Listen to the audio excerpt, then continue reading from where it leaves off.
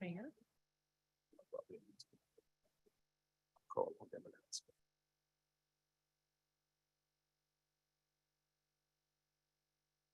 So we have a quorum. We have some people online, some of the committee members online. So we have a quorum, so we can get started. Today is July 20th, 2023. The time is now approximately a little after 3. And we're going to call the Community Development Committee to order. And as customary, we'd like to have an invocation or prayer. And I'm going to ask the mayor, would he give us an invocation? Please join me for a short prayer. Please bow your heads. Lord, we ask for your blessing. We're thankful for all the blessings you've given us here in the city of Charleston. We have so much to be thankful for. We ask you to guide us as we make decisions for the future of our city, that we keep in mind the needs, the feelings of our citizens and what's in their best interest going forward. And all these things we pray in your name. Amen. And I would like to ask my colleagues to amend the agenda to move up item D1 on the agenda. And if I can get a motion for that, please. I'll make a motion, Chairman Mitchell, to move item D1. If I can get a second. Second. It was moving second, all in vote by saying aye.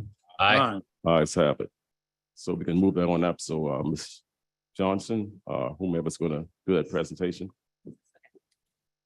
Good afternoon, everyone. Thank you, Mr. Chair. So this is a request from a property owner of 186 St. Philip Street.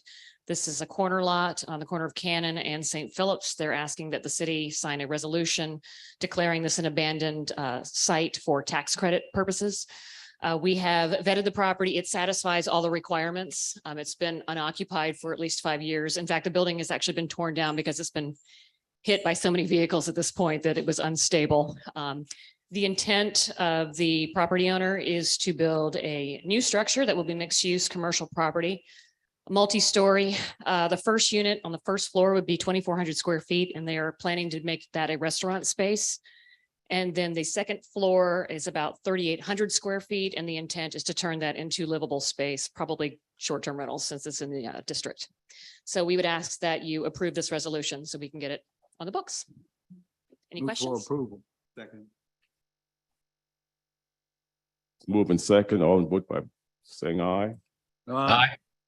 Opposers, nay. Ayes have it. So ordered. Before we move on to public participation, I'm going to let our clerk, Madam Clerk, kind of explain some things to you all before we get started. All right, sure. Just let everyone know if you're interested in speaking tonight, we have a sign-up sheet downstairs. So if you missed it when you came in, there's still time to sign up because we're going to start with our online speakers first. If you know anyone who is participating virtually, if you can make sure that they are using the conference call number and access code on our agenda, as opposed to zooming into the meeting. The conference call number is 1929-205-6099. Set and the access code is 759-694-505.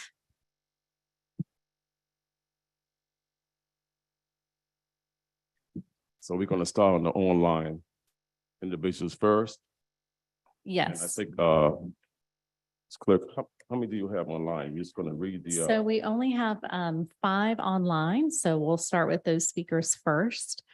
And did you want to set a time limit? Yes, with the 5, just a minute apiece. All right, so the time limit is 1 minute each. Our first speaker is Ed Sutton. And if you are online, you can unmute yourself by pressing *6.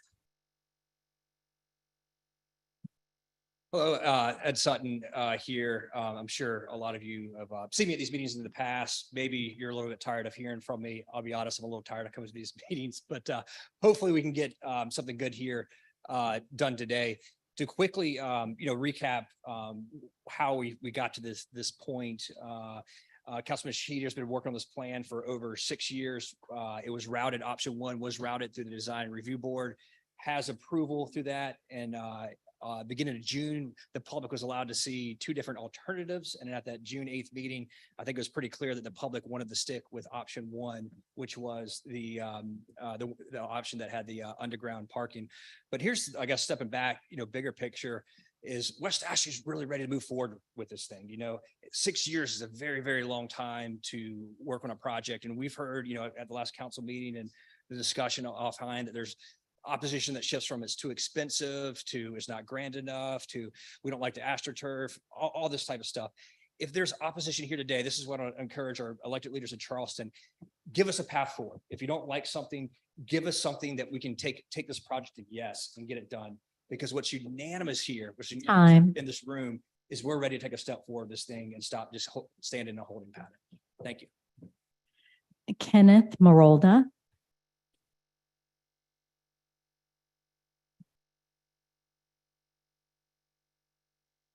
Good afternoon. My name is Kenneth Marolda.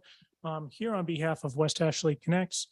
Teresa Tidestrom had hoped to be here today to speak, but unfortunately she's delayed. We conducted a survey of West Ashley residents electronically between June 27th and July 4th. And I just have a few numbers that we received from that survey. City of Charleston residents, 83.17% were the voters in this survey. From zip codes 29407 and 29414. We received 209 responses. Of those responses, 54.63% voted for option 1, 18.05% voted for option 2, and 13.66% voted for option 3. The remainder had no preference. The overwhelming majority, over 80%, wanted a community center. So I'm just leaving you with that information for you to consider tonight. Thank you. Gloria S. Lanitas. And apologies if I mispronounced that name. That's a common occurrence. Thank you. I'm not as polite or eloquent as Ed or my neighbor Ken. I'm tired of coming to these meetings and letting y'all know that West Ashley is ready to move forward and we like option 1. I don't know what else you need to hear, but I want to be loud and clear. Please proceed and build option 1. Marcus DeBiase. Hey, good afternoon. I'm Marcus DiBiase. I live in West Pawnee, so I'm within a bike ride of the Sumar Street project, and I'm here in support of option 1 today. I moved from North Charleston to West Pawnee roughly 3 or 4 years ago. We moved to West Pawnee because we got into we had 2 great school options. We own a business that is located on Sam Rittenberg Boulevard. I also work on Savannah Highway. My kids go to Orange Grove School. I happen to be the president of the PTO for Orange Grove Elementary and Middle School. And for us, the piece that is missing is the city to stand up and make that catalyst for the thing that's going to start the revitalization of that corridor. I think that we were built out in the 70s and we've kind of been putting Band-Aids and new paint jobs on stuff. But if we could get something bright and shiny and brand new, the business owners are going to step forward and start helping that revitalization process. Plus, this is a project that my family and my neighbors all want to see happen. Ben Chase.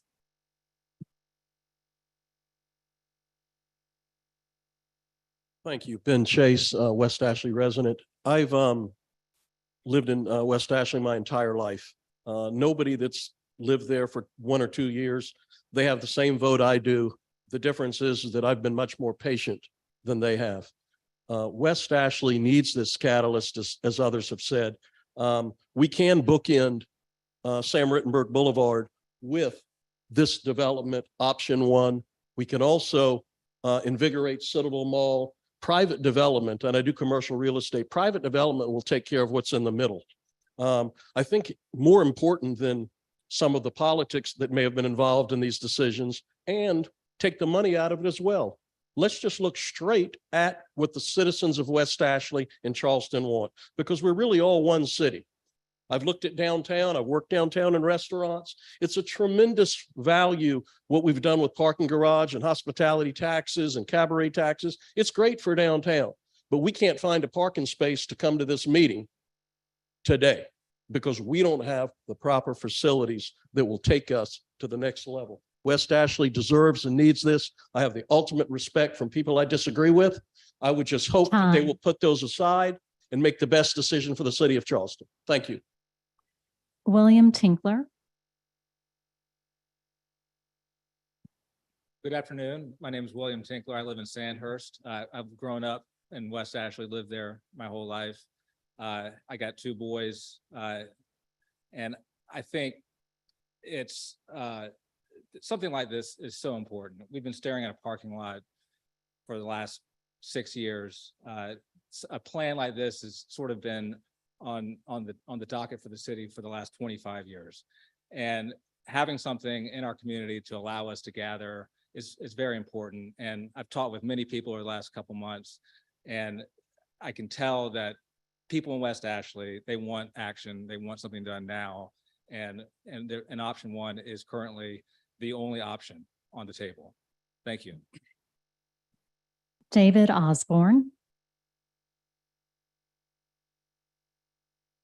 Good afternoon. My name is David Osborne. I live in Sandhurst. You know, I just want to start by saying I have never been to a city council meeting. I've never seen you guys in action. I came to the last one. I'm here again today. I'm in support of option 1. And it really, on a side note, it really did make me proud to watch you guys interact and debate during the last meeting. We're definitely represented by some strong, intelligent people. So that really made me feel good, mayor and council people. But when I watched the debate, one of the things that I saw was it seemed to start with money. And then Councilman Gregory, I think you said much more eloquently than I'm going to be able to say now, but I think you said something like, this isn't money. It's not about the money. I mean, we would pay $55 million if it was the right project. And went again, much more eloquently. I mean, but anyways, and much more artfully. But so to that degree, I would just say that what I heard the debate seemed to go along. It seemed like we're in search of perfection and we're going to run into paralysis. And so I would just encourage, I think it's a good option. I think it encapsulates a lot of what we're really looking for in West Ashley and our community. So I would ask you to vote for it. Thank you. Marsha Higgins.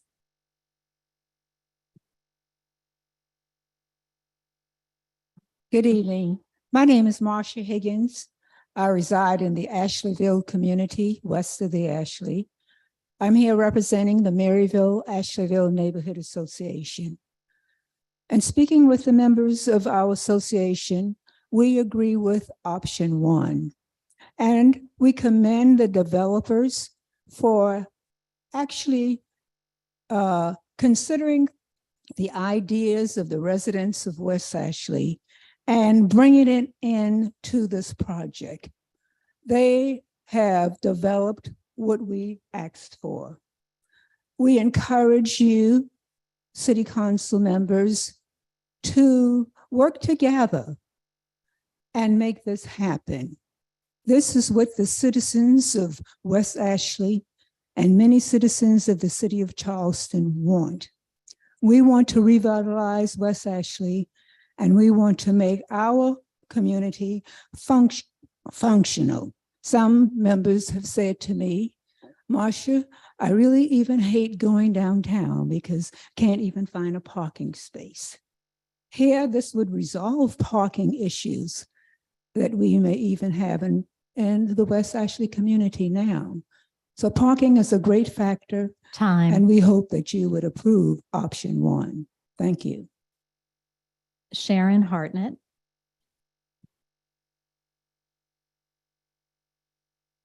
Hi, I'm Sharon Hartnett, and I've only been a resident of West Ashley and South Carolina for a year and a half. And I just want to say I'm a little surprised and disappointed that it seems like the politicians are just not listening to the residents of West Ashley. And I am here just to ask, just please listen to the residents of West Ashley. Thank you.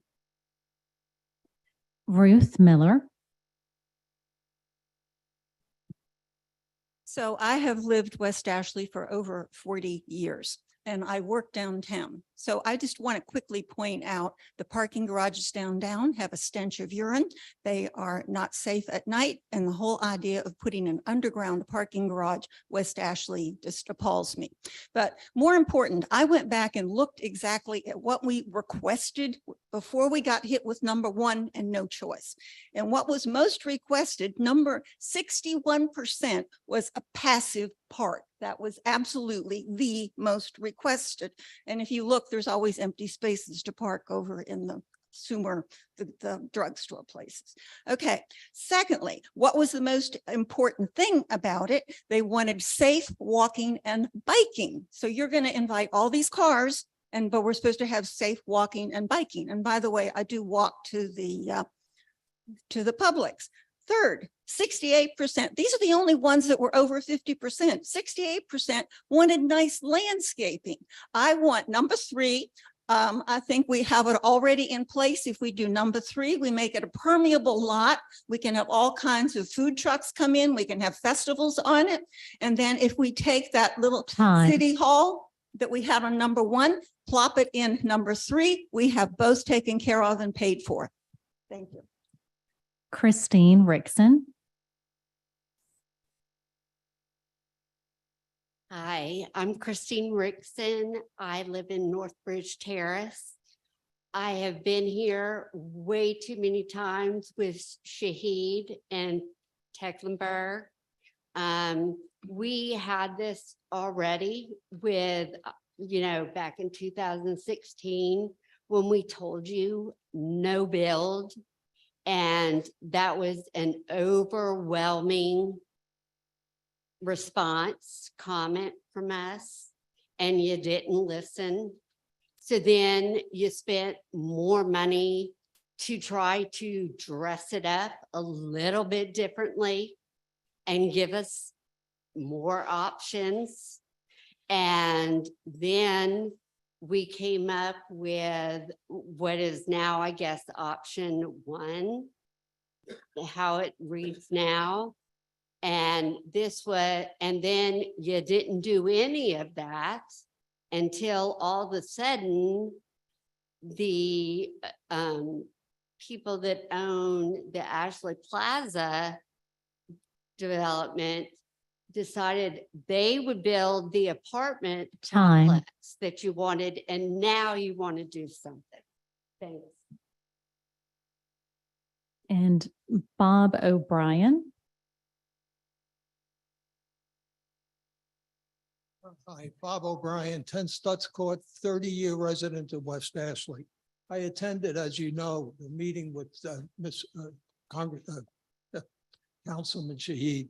Not one person, over 150 people in attendance from West Ashley, not one person voted for number 1. They all were silent about it. We have other options available. When we bought this property, we were told we were going to have a park, passive area, and a municipal building. Instead, we have development. The mayor himself called the interchange a suicide interchange at the last meeting, and he's right. And this development, 1, 2, or 3, would eliminate any sight line going into that interchange. There are other options available to the township that cost us no tax dollars, federal, state dollars to build a park. The municipal building even can be incorporated into that. Developing in concert with Faison, who's doing the Ashley Shopping Center. They have a philanthropy division, which I'm sure would be interested in working with us to have a park adjacent to that area. Please do not consider this. And Mr. Chairman, we also received some comments submitted online. And this is just a summary of the comments received. All of the comments were sent to the committee in full for their review prior to the committee meeting. We received 36 comments in total.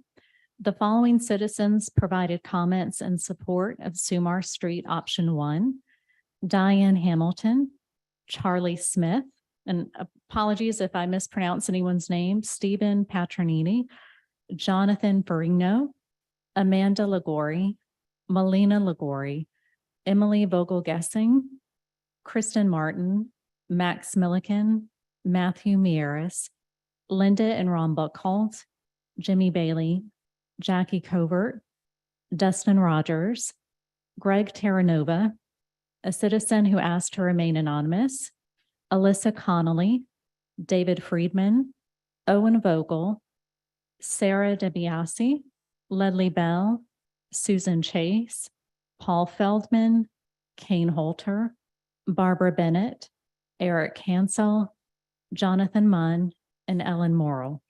Carlton Swift supported moving the Sumar Street development project forward in general.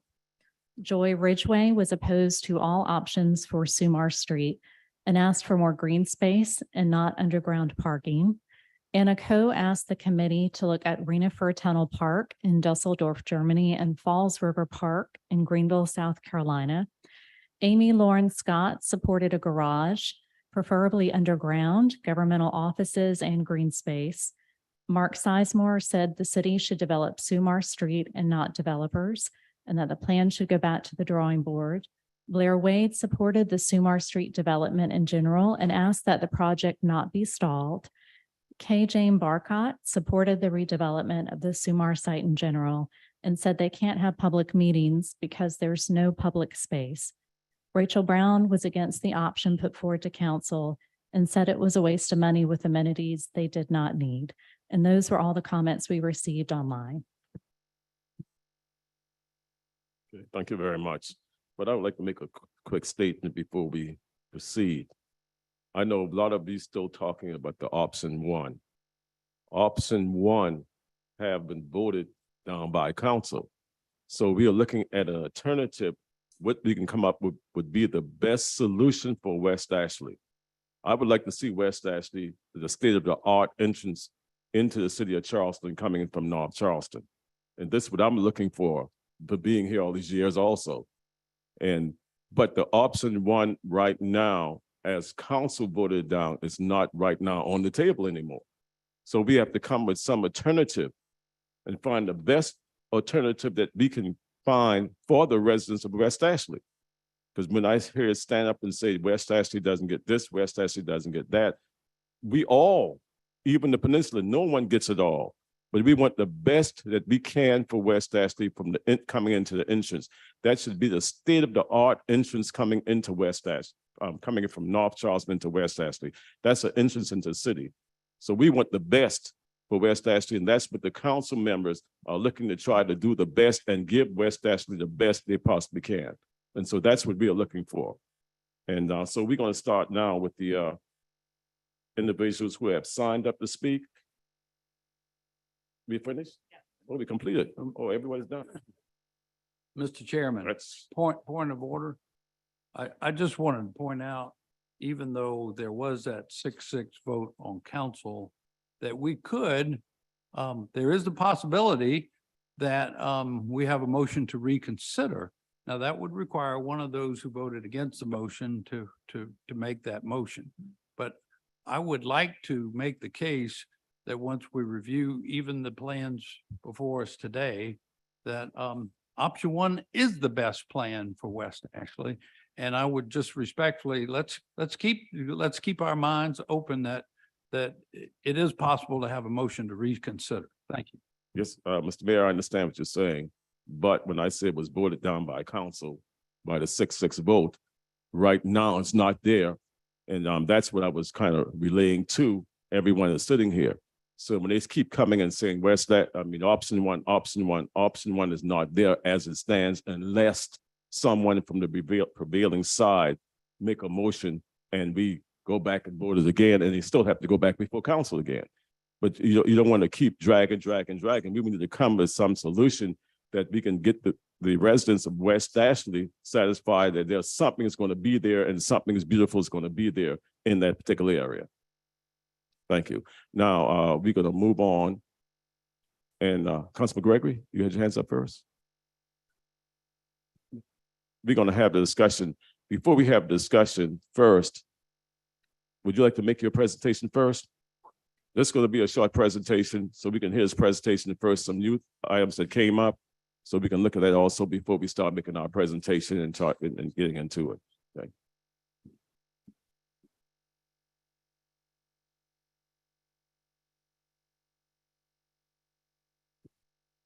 All right, so yes, good afternoon. Thank you for inviting me back to community development to go over briefly what the newer alternatives would be for the Sumar Street redevelopment project. Since in the interim, since the June 20th meeting, our partners with Landmark Development and Faison did get together and discuss some of the elements that were raised, specifically what would a shared parking structure to accommodate both uses on our site as well as the proposed uses on the Faison site would look like. I'm going to quickly scroll through just a few slides here that should you want to have visuals for any discussion afterwards can be pulled back up, but I'm not going to discuss these real quick. So just give me a moment here. There we go. Okay, so here's these were generated jointly by Landmark Enterprises and Faison. So for this one, there were some project assumptions that had to be put in place, such as the option one would move forward in terms of the physical environment where the buildings are placed, the general uses, things of that nature. Instead, it would just not have the underground parking. It would have standard, substructure that would hold the buildings up. It would just be standard development on that one. Another assumption is that Faison at some point will need to design/redesign their multifamily project that they are anticipating after the construction of the new Publix, and that this deck would be facilitated or would be designed to accommodate those units when they came online. Something to be aware of is that the parking deck would not be able to start construction until at the earliest 2025. That is the anticipated new opening date for the new public store. So that would be after the construction and then the demolition of the old store. And then also another project assumption is that general business allows 55 feet maximum. So that is what the height of the deck has been designed out to. We would need approximately 250 spaces to replace those that we would no longer have in the underground facility. Faison would need approximately 420 spaces since they anticipate 280 units at this location. So that would be a total of 670 parking spaces to accommodate both uses. And then they created two options. For option A, it's more rectilinear. Option B is more of a square format. Both are elevated with four levels and then a fifth rooftop parking option. Both are designed to 55 feet to the parapet top. And I did check in our zoning code, things such as elevators, stairs, stuff like that can exceed the 55 feet. So we can go up to the 55 for the parapet. In addition to that, some other assumptions that the garage would be open, so it does not need any type of ventilation to move through it. And that the floor to floor height is based on that, as well as the multifamily not wrapping it. So this would not be a Texas donut style, which is what we typically see for multifamily being built, is they hide the parking inside it. This would not have that. And this is more or less the massing that would come out of it. So this is the rectilinear option. You would have 120 feet along Sumar Street, 340 feet deep into the site. From a different angle, this would be the more square option. So you have 180 feet on the Sumar Street side, 240 feet deep into the parcel. And could we get the little camera, different views? Thank you. So the next thing is just to give you guys some context, because those images can be hard to place without really knowing what it looks like at street level. So use your imagination when you see the Charleston Tech Center garage. This one is at 81 feet compared to the 55 feet that we would have. But the depth of it is, or the width of it would be approximate at 128 for the rectilinear one. The depth is 250. So the option A would not be nearly as deep as it. And then it does have 800 spaces compared to the 670 that we would have. Here's another option, or another comparison, I should say, the aquarium deck. Aquarium deck is 55 feet, so same height. The width of it would be 190, so the width along the railroad track side is 190 feet, so that would be pretty close to the square option in terms of how wide it would be along Sumar Street. And then the depth of it is 374, so again, you're coming close to that depth on the rectilinear option. It does have almost double the amount of parking spaces given its size, though. And then we have the Gilliard garage. The Gilliard garage matches fairly closely to the first option, the rectilinear one, in terms of height, width, along with the depth into the site, and it comes pretty close to the number of spaces. So that is what the Landmark and Faison group have talked about. The idea behind this is that we need to know how we would accommodate any type of parking for their site and ours as a joint venture before we can really start talking about placement of the multifamily or how our site and their site would start to respond to each other. Yes, sir.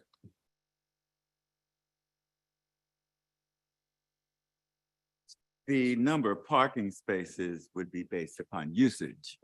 Yes, sir. Right?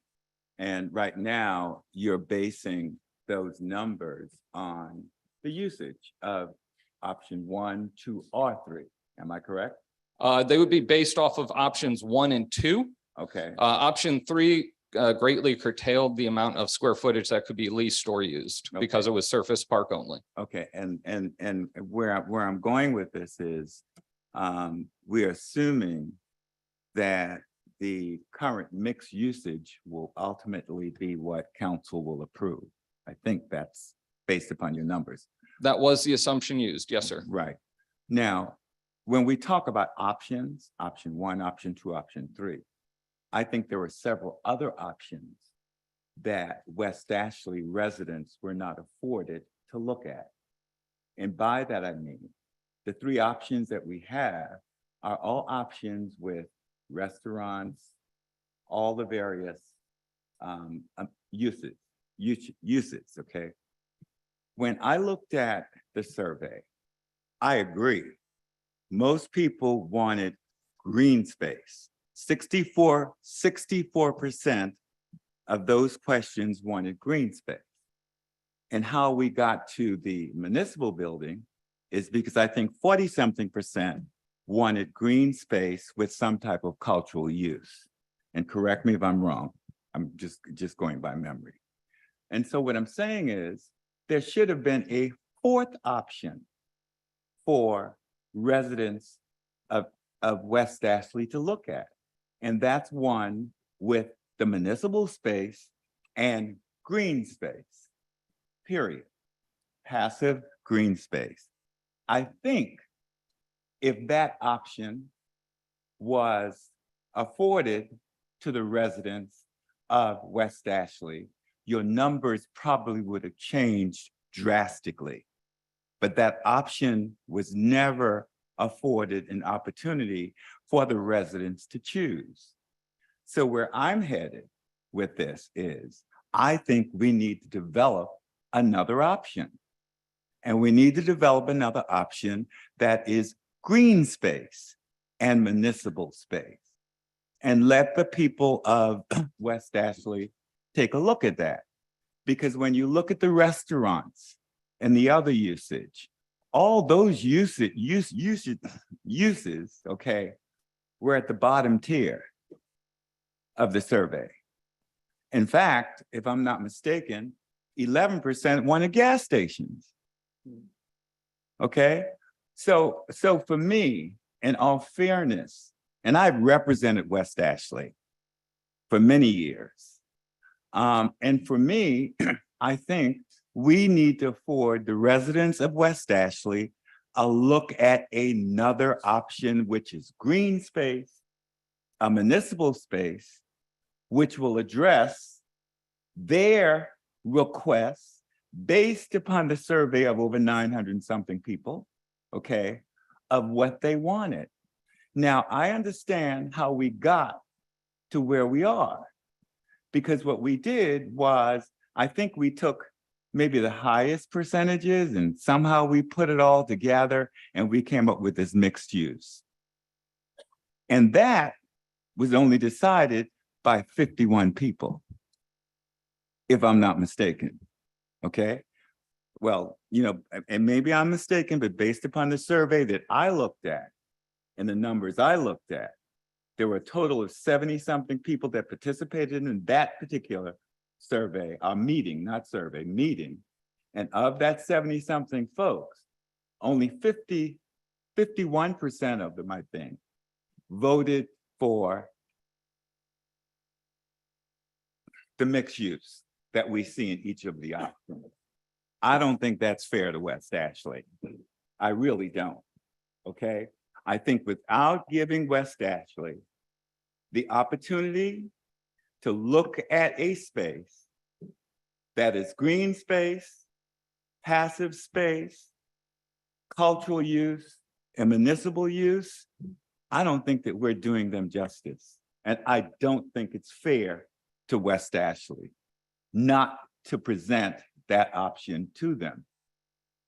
Passive park, municipal space, shared parking somewhere else right now. But I think they deserve to look at something that is specifically green space. Option one, Mayor, in all due respect, option one was not what we were directed to do today. We were directed to look at 2, 3, and any other options that we might come up to recommend to the body of the whole. Okay, so the discussion of option one to me is inappropriate, that we should be moving forward. And option two, folks already say they don't want to serve a garage like that. They've said that. So does that mean we go against what the citizens want and do option two? Folks don't want surface parking either, like it is in option 3. So do we go with that as well? Again, I think West Ashley deserves more. And I think if we went with the green space, with an unbelievable water fountain of some sort, with municipal and cultural space, okay, I think West Ashley residents deserve a look at that option. They really do. Because 1, 2, and 3, we're guiding them. We're telling them it's only 1, 2, and 3, when it's not true. There are other options. And for me, as important to develop this space, I think we need to get it right. And we need to get it right. And I'd like to piggyback, if you'd spare with me just a few more minutes. When we talk gateway, we're not talking SUMA. We're talking as soon as you get off of the bridge, entering West Ashley, that's the gateway. That's the gateway. And as we move forward with SUMA, we need to be doing all of it at the same time, developing a true gateway from North Bridge forward, and try to take the limited tip dollars and spread it throughout West Ashley, as opposed to concentrating it on just one project. Okay, so that's not in the form of a motion yet, Mr. Chairman. I'm just putting some stuff out there for us to discuss, because I don't think that we're being fair to the residents of West Ashley if we don't give them true options. Thank you. True options. Thank you. Before we move on, I'd like to recognize the 2 other colleagues I have here, Councilman Peter Shade and also Councilman Bud Gregg. Let them know, because they're part of West Ashley also. So I just want to recognize them, and I'm gonna give them opportunity to say something in a few minutes. Mr. Mayor? I think I saw on the screen where, yeah, Councilmember Pell as well as Councilman Yeah, they're here already. They're on this. No, it's them, but I'm gonna let Mr. Mayor go first and then yeah. Yeah, Oh, I think Councilmember Pell's on the committee, correct? And he's on then committee. we They're on also committee. had And Vis- And Councilmember Saccharin. Saccharin, we mentioned that And in at the clerk addition to dimension. our two guest council members here, Councilmember Parker, I saw visiting. She's as on the well. So online also. Welcome, everybody. And I see, Councilmember Brady's with us now too. We almost got a full council here. That's And- good. And Seekings and Shealing. just so you know. Councilman Seekings is also there too. So we have almost a full council there listening just to see exactly what's going on so they can be able to make a decision also. Thank you. And Shealy. Oh, boy. Councilman Sealy too? Oh, well, yes, because he's also So- a West Ashley So- council member. So, Mr. Chairman, if I may make a few responses, and I see Chris Fetter there with Faison on the screen, and of course, already noted Jason Ward is here with Landmark, and I wanted to thank them again for taking some time since we last met. Mr. Mayor, I hate to cut you off, but it's Councilman Ball. You know, I called you the wrong name a few minutes ago and you didn't stop me. Councilmember Bowden? Yeah. Yeah. Okay. So I wanted to thank Chris and Jason and their teams for taking some time, as we requested, this council requested that they explore what kind of collaboration could occur between the two of them. And they made a very good faith effort along with their development teams and advisors. And if I may say, in some sense, this is all about the parking. You know, it seems to me it's kind of become all about the parking and what they've done with what was shown to us a few minutes ago was combine the parking requirements for both properties. And yeah, it might get shaved a little bit, council member, if you had 3 or 4 versus 1 or 2, but still a parking requirement from the Sumar City property.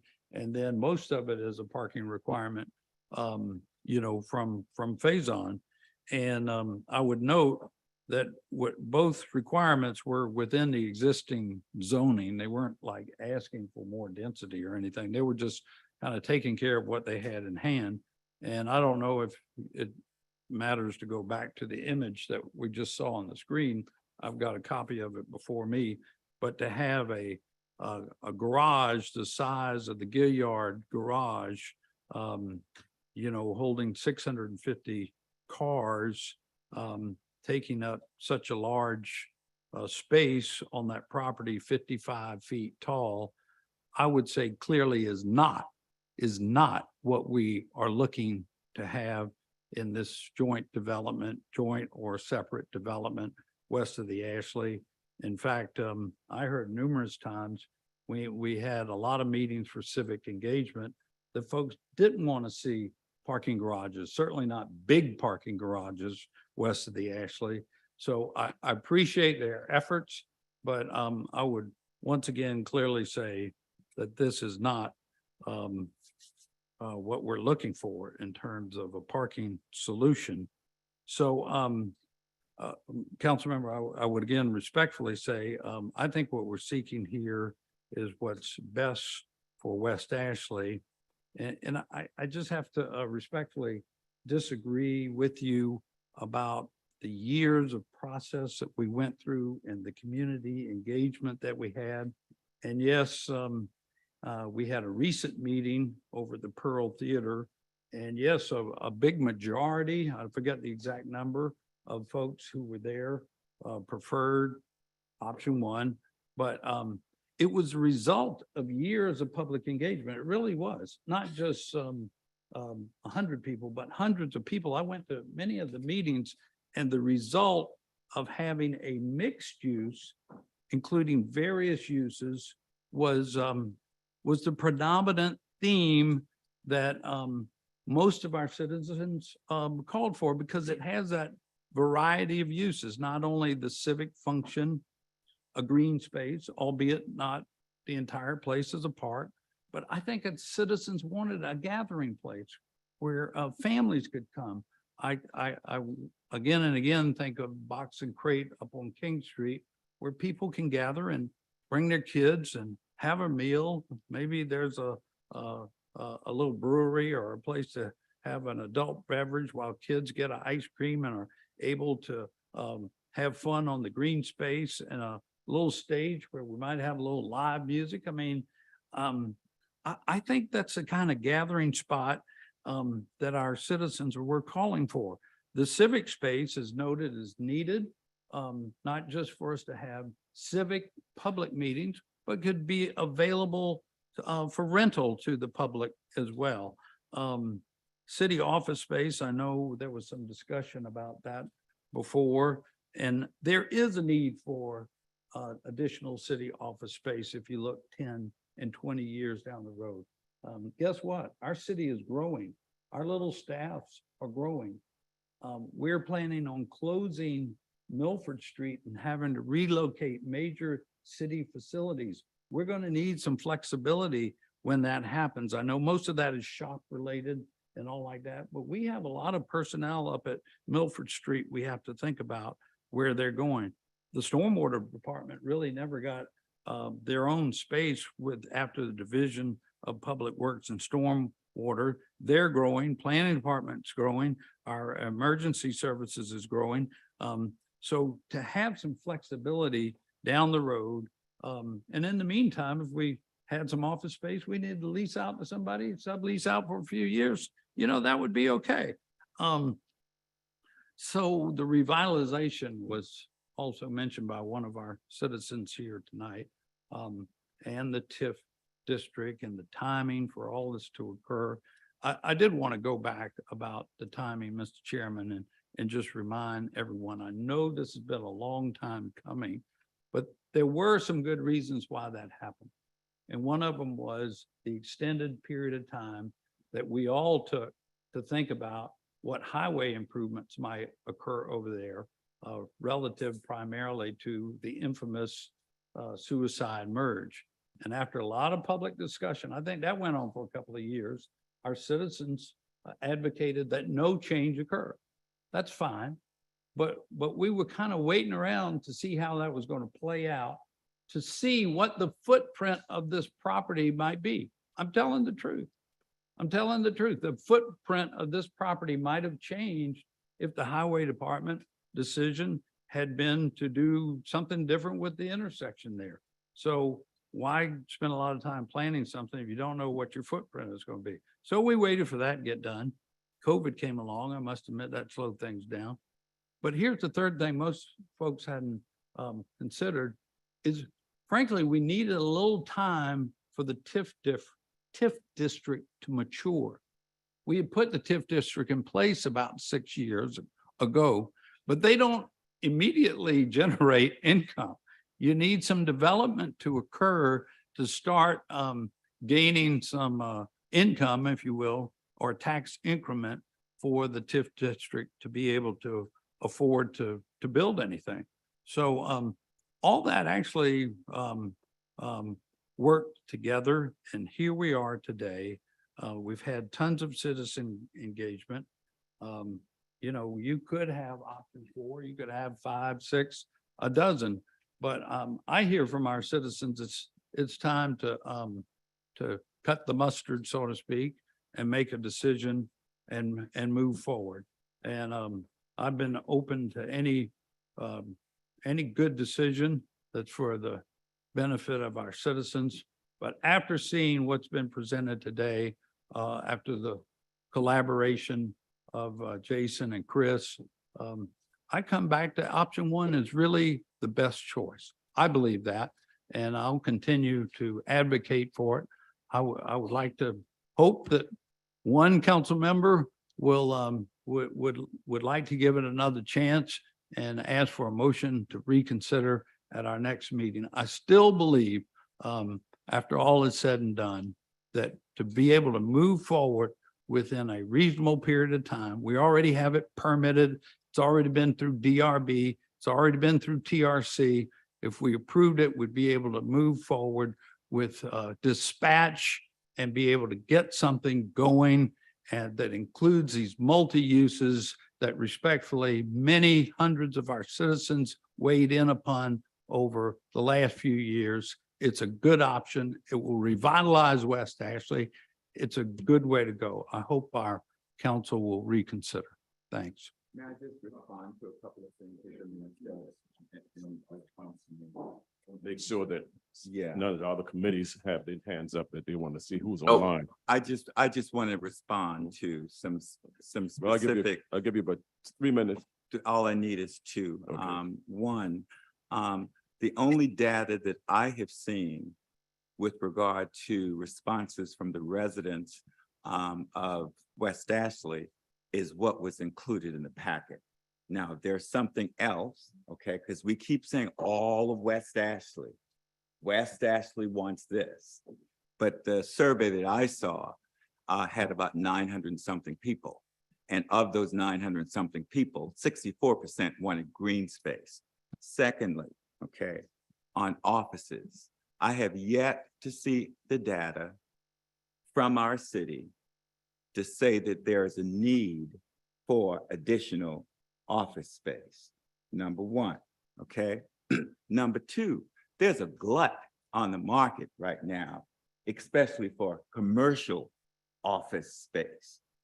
And I mean nationally, there's a glut. So for me, for us to even consider at this point, offices on the site, okay, to me is short-sighted. Because if we need a space for West Ashley residents to make sure that they have access to our West Ashley coordinator, there's a lot of space that we can rent West Ashley for him without building something for him.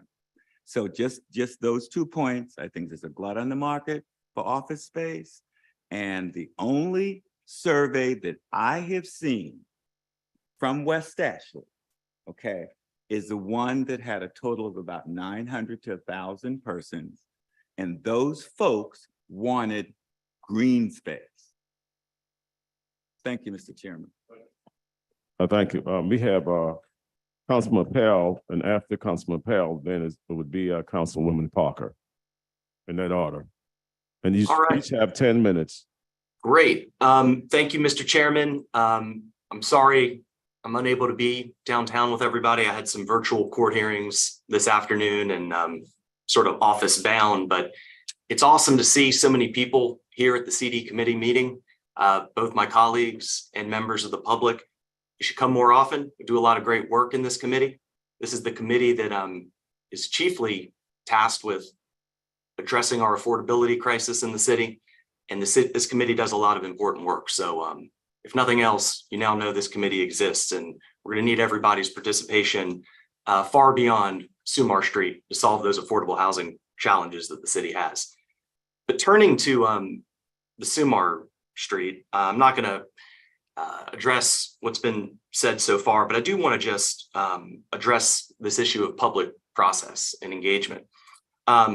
No public-private partnership in the city's history has had more public outreach and engagement than this one. This has been the product of multiple years of work.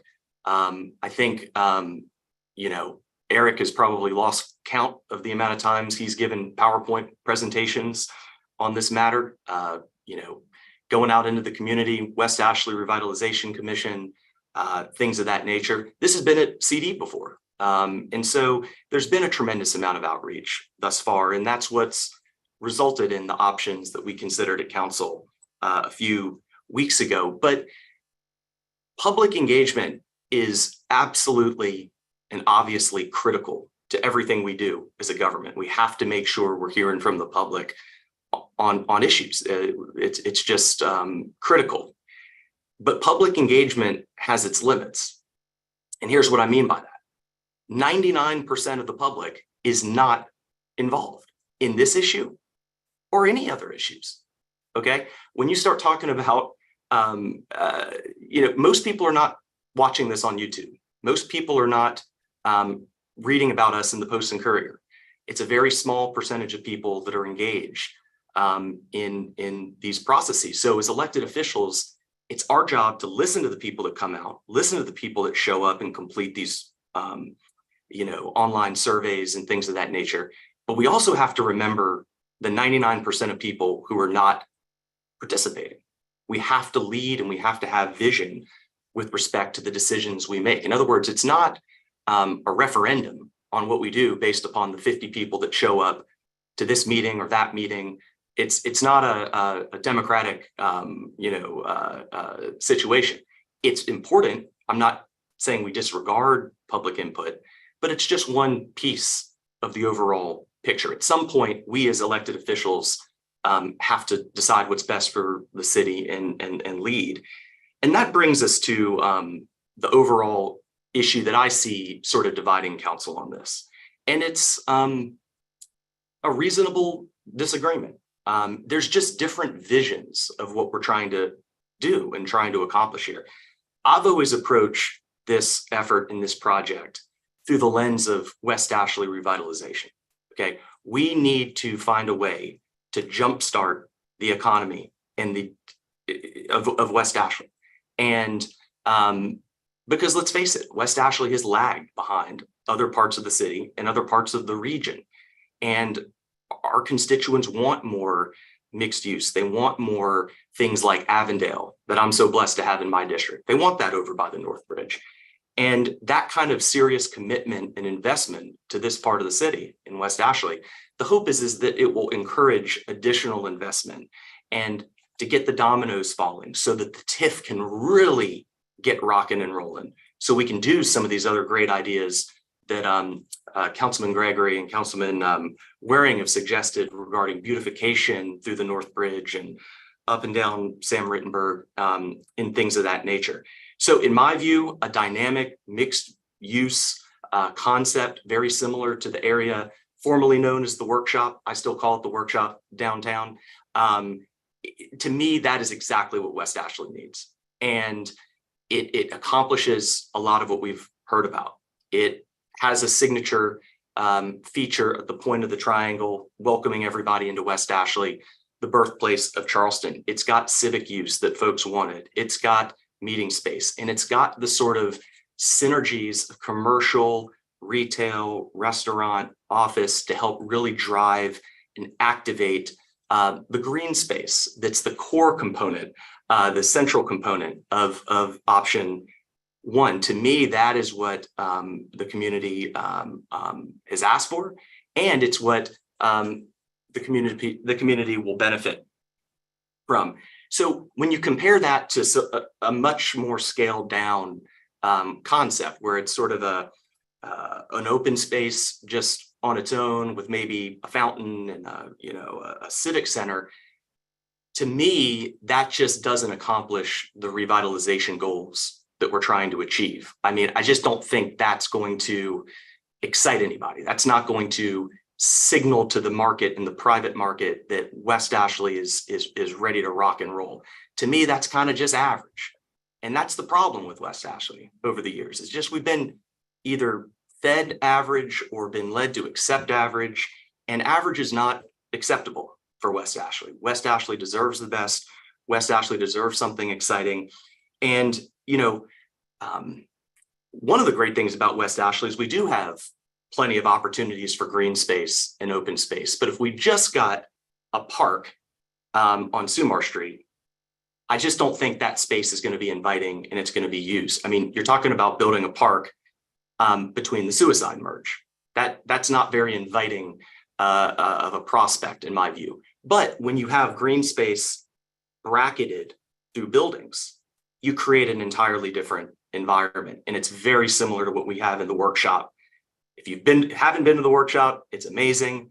I guarantee you the hundreds and hundreds of families and young people that attend the Workshop have never been to a council meeting, have never been to a committee meeting, but they sure as heck love the Workshop.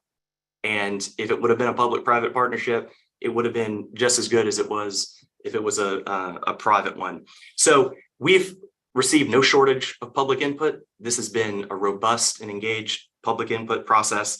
But at the end of the day, we've got to decide what's best for the city, and we have to lead with that vision. I still am a strong supporter of option one. I even think option two is something that we ought to not throw off the table. I mean, I understand people don't like parking garages. Parking garages are not, sort of what I wake up in the morning excited about. But option 2 is far better than doing nothing, which we're on the track of doing, unfortunately, or just really stripping down to a bare bones park civic center concept, which is just not going to accomplish the kind of catalyst, synergistic goals that I think we're trying to do to really drive West Ashley revitalization home. So I'm glad we're talking about this still. It's a very important project. We got to find a way forward. We're at a logjam. I'd love to think that I've maybe convinced one of my colleagues who voted no to option 1 to maybe find it in their heart to let West Ashley give this a shot. And we can go from there, but let's keep working hard because the status quo is unacceptable. Thanks, everybody. Councilwoman. Thank you, Councilwoman Mr. Parker, you're next. Okay, thank you, Mr. Chairman. And only 10 minutes, that's it? I'm just kidding. I'll give you a little more. I'm just just trying to kidding. give everybody a chance first and we'll come back around. I'm just kidding. My apologies for not being there as well. I had planned to be, but things came up. So I was hoping that we were going to see options at this meeting. We've been here about an hour. I don't really see the needle moving. So I would love to see options. I don't know if anything else is coming up. I do see a gentleman here from Faison. I don't want to put him on the spot, but I didn't know if there were other opportunities that were going to be discussed today. I think that would really help this, process continue moving forward, which is exactly what West Ashley wants to see. Which, by the way, I think everyone there from West Ashley, I would love to have had this much discussion surrounding James Island. So this is all positive. This is all positive moving forward. I really do hope, I know that this came back to community development, and I agreed with that, but I would love to see I think we have, 8 people representing West Ashley on this council. And me personally, as your colleague, I would love to see y'all come together on this. And that way, I can feel confident making the decision moving forward. I think that that's a really, really important piece of this. So again, I think I'm putting Faison on the spot, but I would love to hear from them. Just a couple other questions. This might be for Mr. Pullman. Are we going to see, or can we see what it might look like if we keep a portion of that space for city offices, but then maybe zone and resell a portion of it for a private developer to build the retail and other things that the constituents are looking for? Or are, our West Ashley representatives and the city, really want to keep that space, own that parcel. So if Mr. Pullman, I don't know if you have an answer to that today, but I know I would love to see those things. I don't know if any other committee members would, but I would. That's about all I have. So unless Faison, again, I'm putting you on the spot, but I didn't know if you had anything else for us. I know I personally would love to hear it. And then again, I do know that it is our responsibility as leaders to make these decisions for our city, but it is also our responsibility to be fiscally responsible with those tax dollars. We got some great numbers, and I just have a hard time when I see some of those those tax dollars, they don't quite add up yet. So hopefully we'll get there. But thank you, Mr. Chairman. Do you need that question answered? There's not really an easy answer to that question. Basically, right now, we're operating under a memorandum of understanding with Landmark Development. So any research into showing opportunities of subdividing the parcel for a civic portion and then entitling the rest for any type of resellable commercial, that's not what we're currently operating underneath. So that would have to occur once the MOU was no longer around. Is it a possibility? Yes, it would more than likely come out looking like option 3 at that juncture though, unless again, we do some type of underground or above ground parking that is shared between the two uses. It would essentially, we would come to the same physical form that we are currently operating underneath. It would just be a different way to get to that end product. Right now, we're probably about halfway to it, I would say. All right, thank you. Before we go on, I'm going to ask Councilmember Shade, I'm going to give him 10 minutes to say something, and Councilman Bowden, while they're here. Mr. Chairman, were you going to allow Mr. Fetter to speak on behalf of Faison? Yes, I'm going to get to Okay. that, but since they're here, they represent that area, so I want them to be able to speak also. Mr. Chairman, thank you for the opportunity. I'm not a member of this committee. I am chairman of the West Ashley Revitalization Commission, and this piece of property sits right square in the heart of my district. My neighborhood, Northbridge Terrace, and there are several folks from Northbridge Terrace who are here, along with West Pawnee, Sandhurst, the other areas that are immediately impacted by this.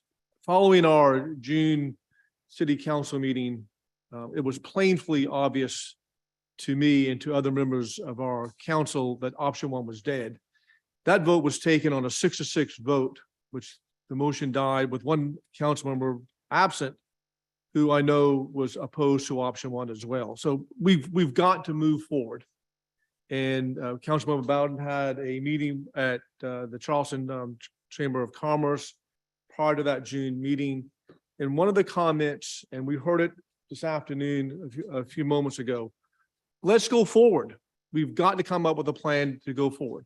Now, we are avoiding the obvious of what is taking place here. There's this little book called Plan West Ashley.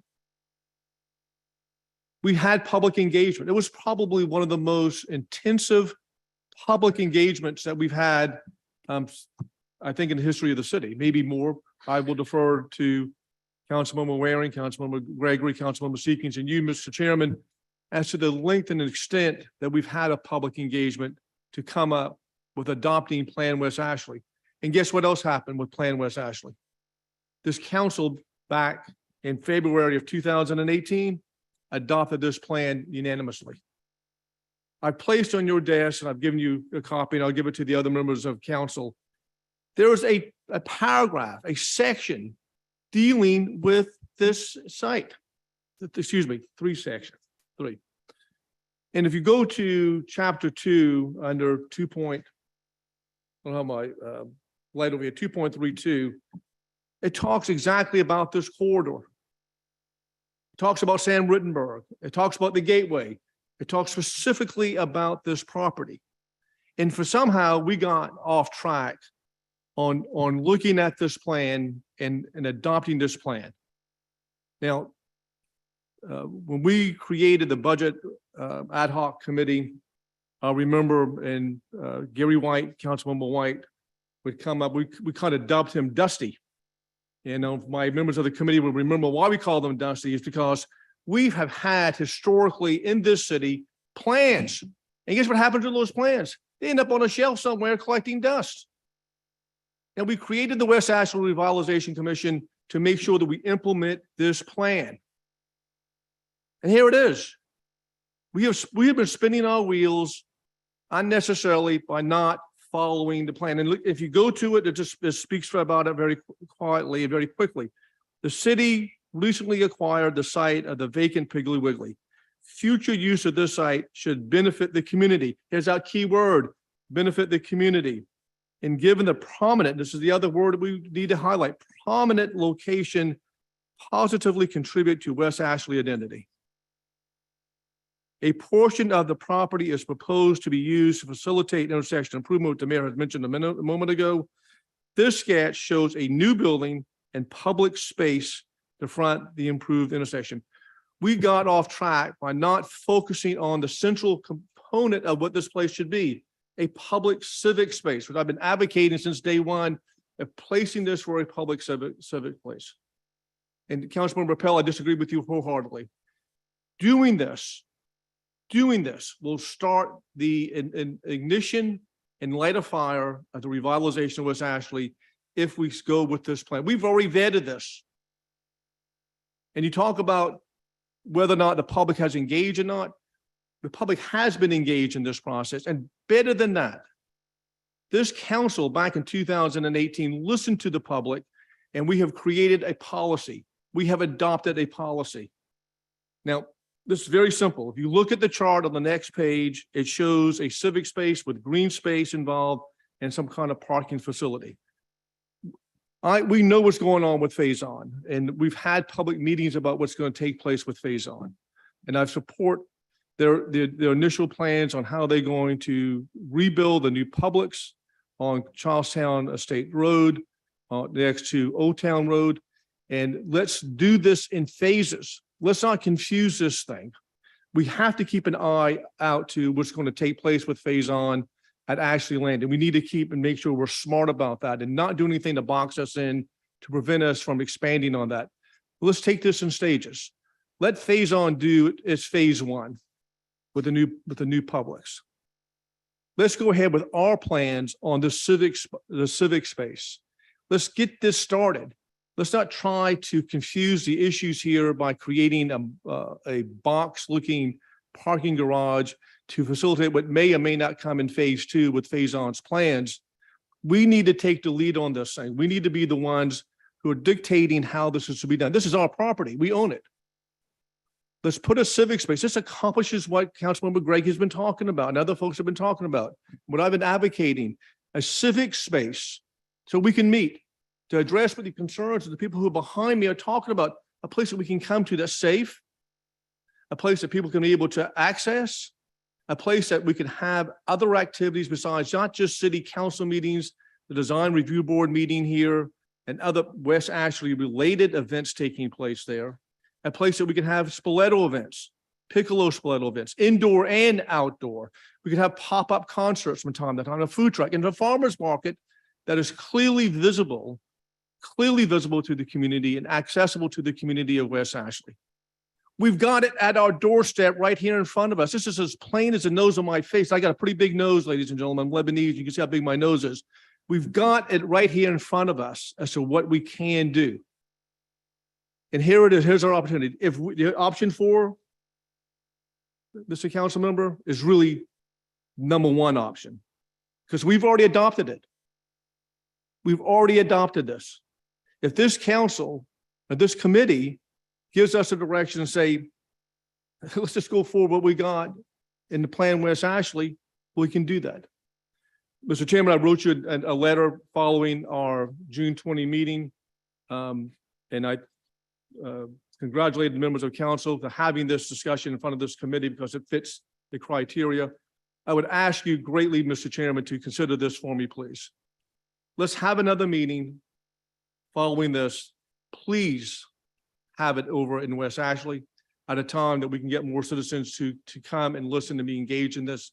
This is so critically important to the citizens of West Ashley. 50% of our citizens live in West Ashley. 50%. And that's not including the entire area of West Ashley if we incorporated all of the areas that are outside of our city limits.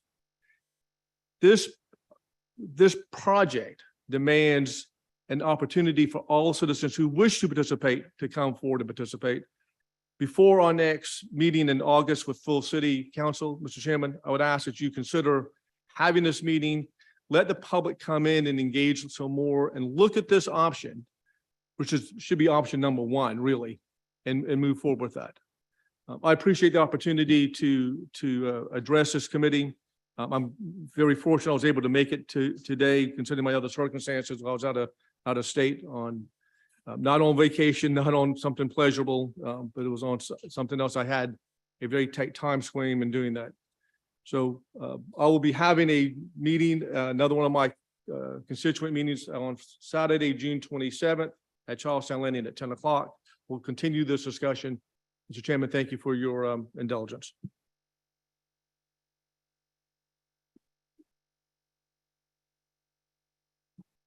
Thank you. And I'll be brief, and I really mean that, because I wasn't planning on talking today, but I appreciate the opportunity.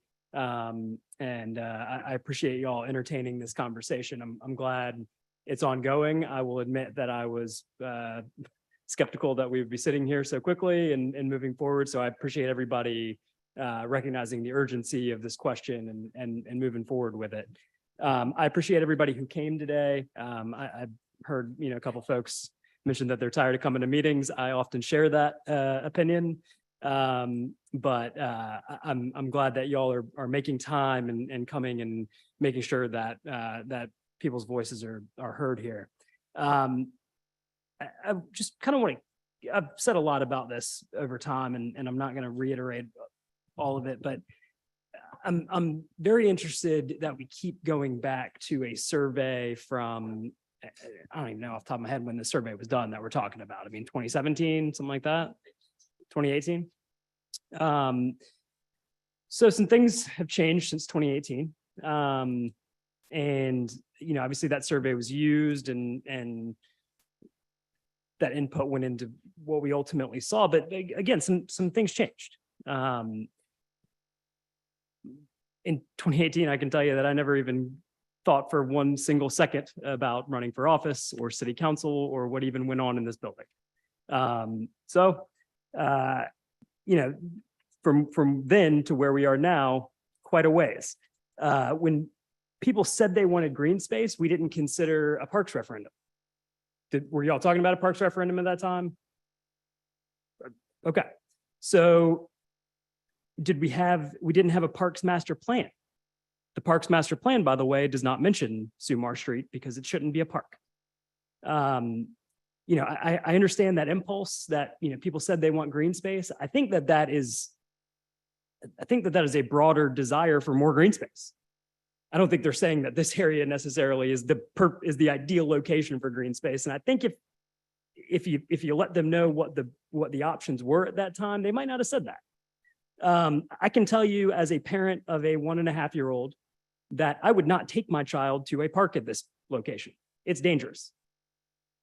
Unless it was buffered by buildings. And I try to tell you all this, and I didn't receive a lot of engagement on that. I'm telling you, and as somebody who's not that far removed from just being a regular citizen, that they would look at us and think, how out of touch are they? To think that we would take kids to that without any sort of protection from highways. A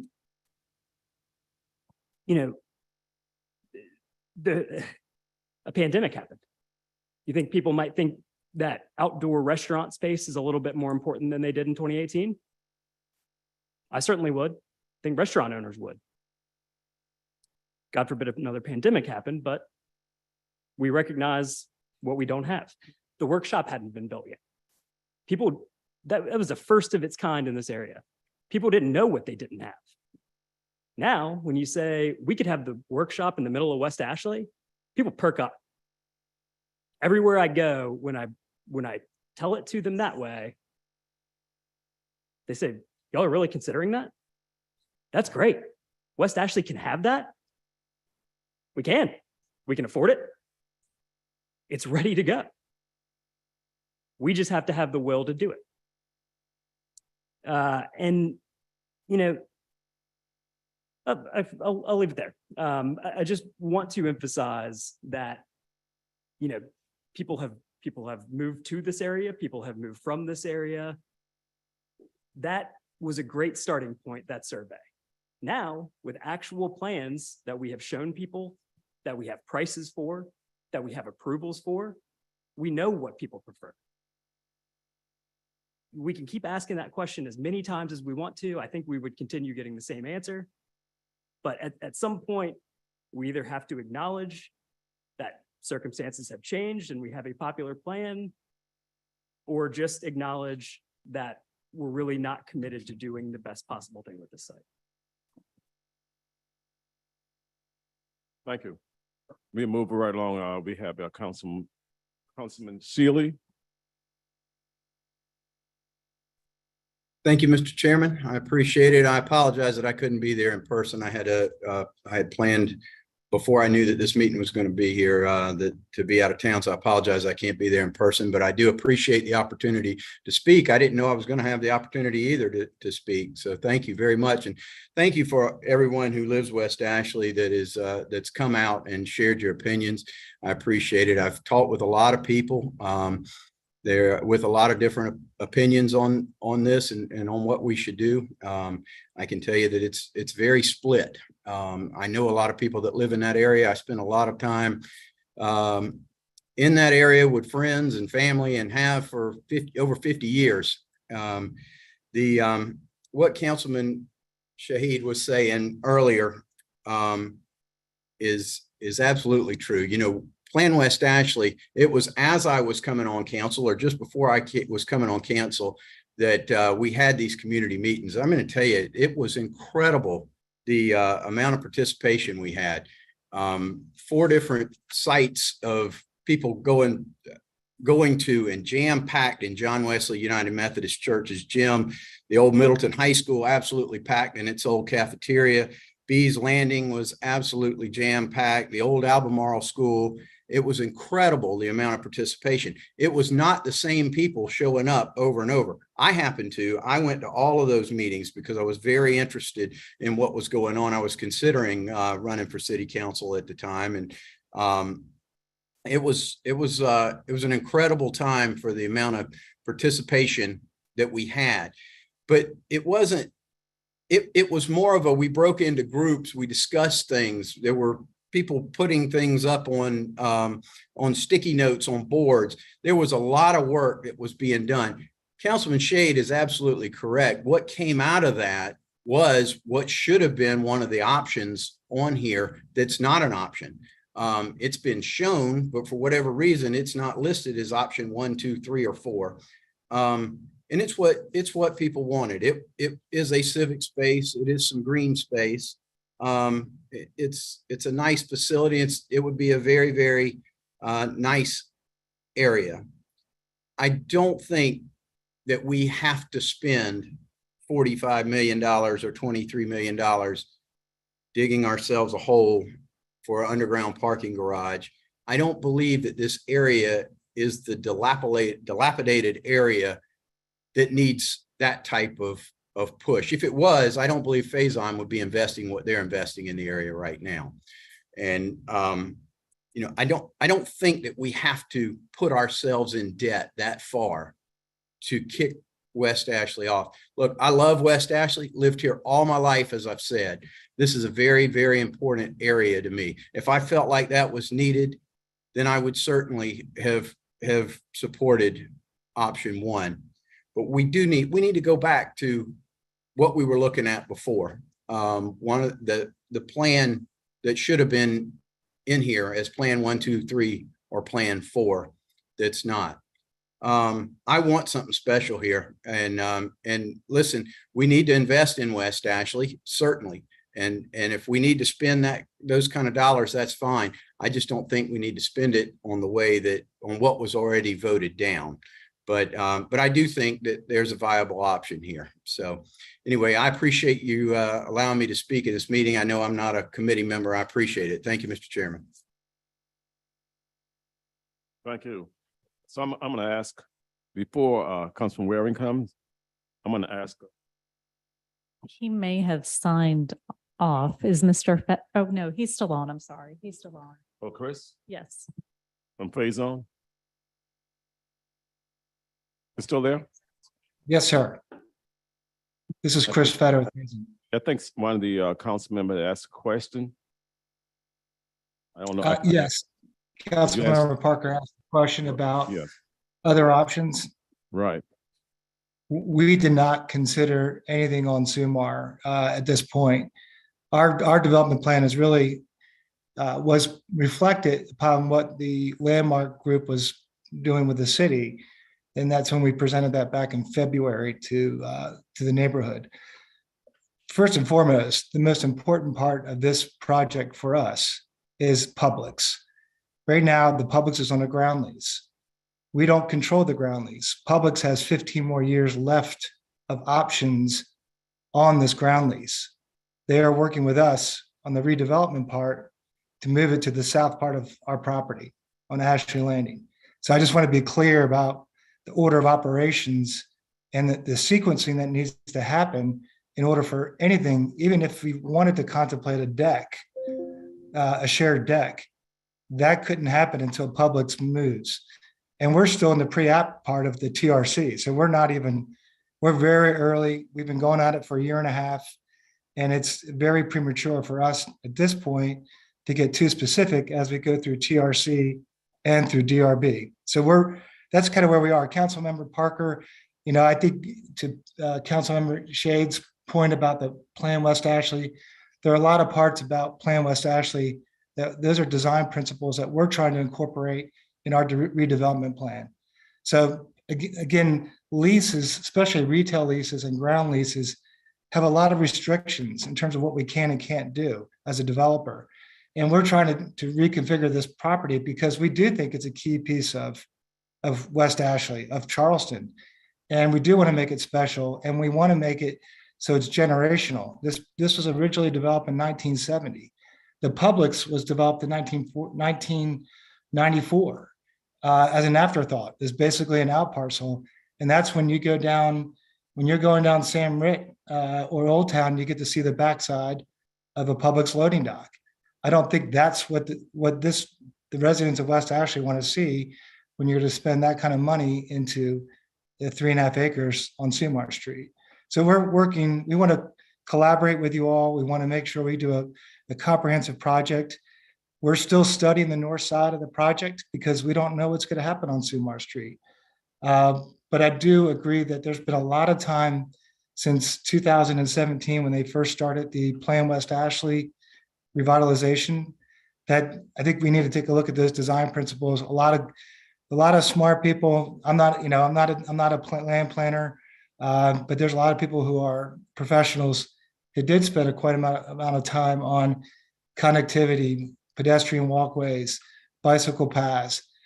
Those are parts that we're trying to incorporate into our design on the backside of the center that we haven't shown you yet. It's in our submittal. We want to do some special things in the back part of the property, the border Charlestown Drive.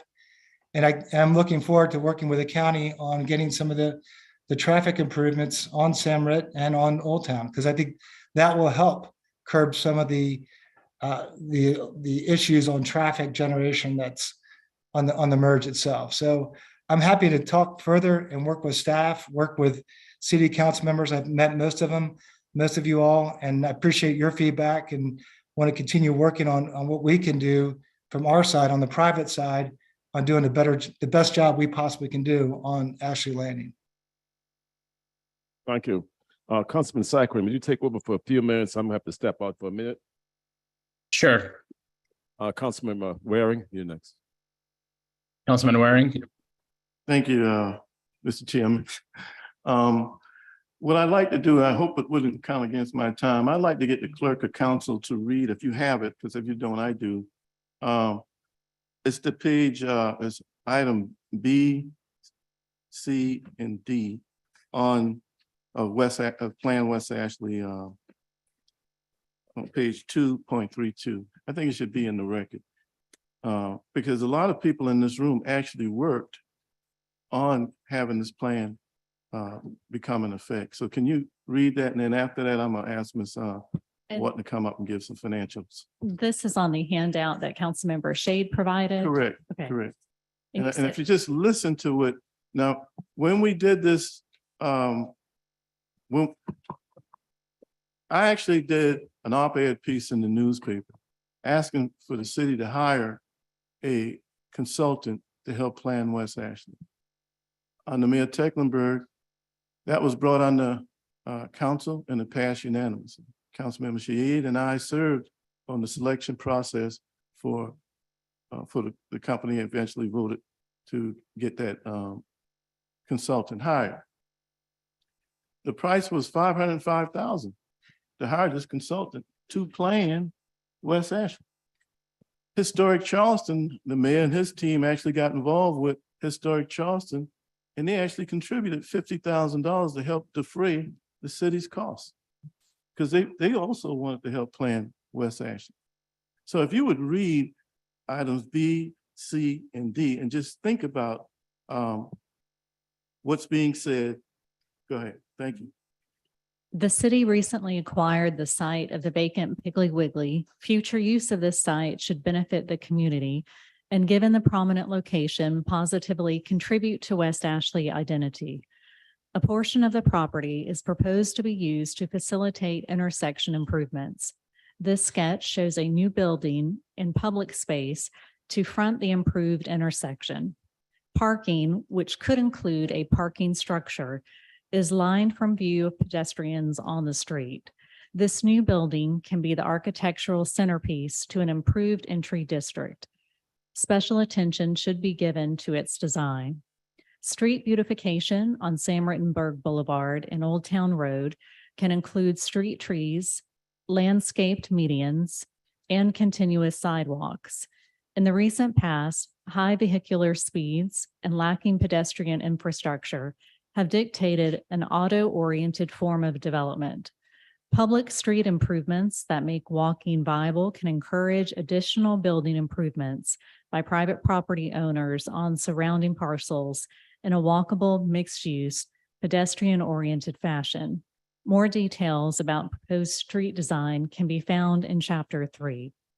Over time, a network of streets can improve larger parcels such as the Ashley Landing Plaza, providing greater pedestrian access and an oasis of walkability at this key entry district. Initially, drive aisles through parking lots. Over time, new streets can be lined by trees, new plazas, public spaces, and new buildings that hold a variety of uses, including retail, entertainment destinations, workplaces, and residences. This sketch shows one of many possible alignments layouts for a new connected street network through the area. Thank you, Madam Clerk. A public space with a civic building and green space. We got so far away from what we paid to do. Those three places.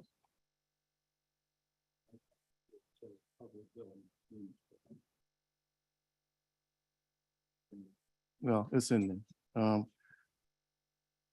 Creating the green space, creating tree-lined streets. Matter of fact, I mean, that's the drawing showing all the dots with the trees and all of that.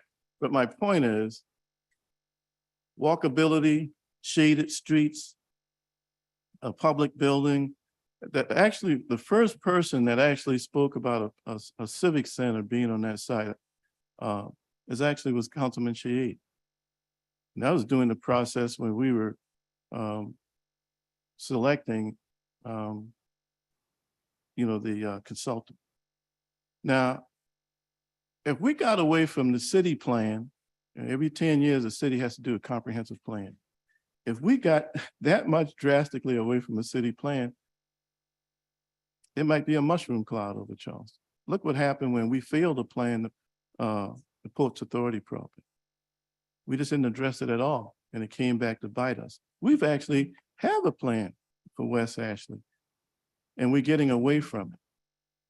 Councilman Gregory is right.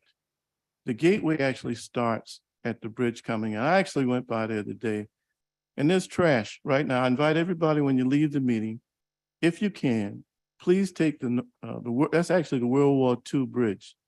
We don't even put a flag there on 4th of July, Veterans Day, or Memorial Day. You go to other places, you see that.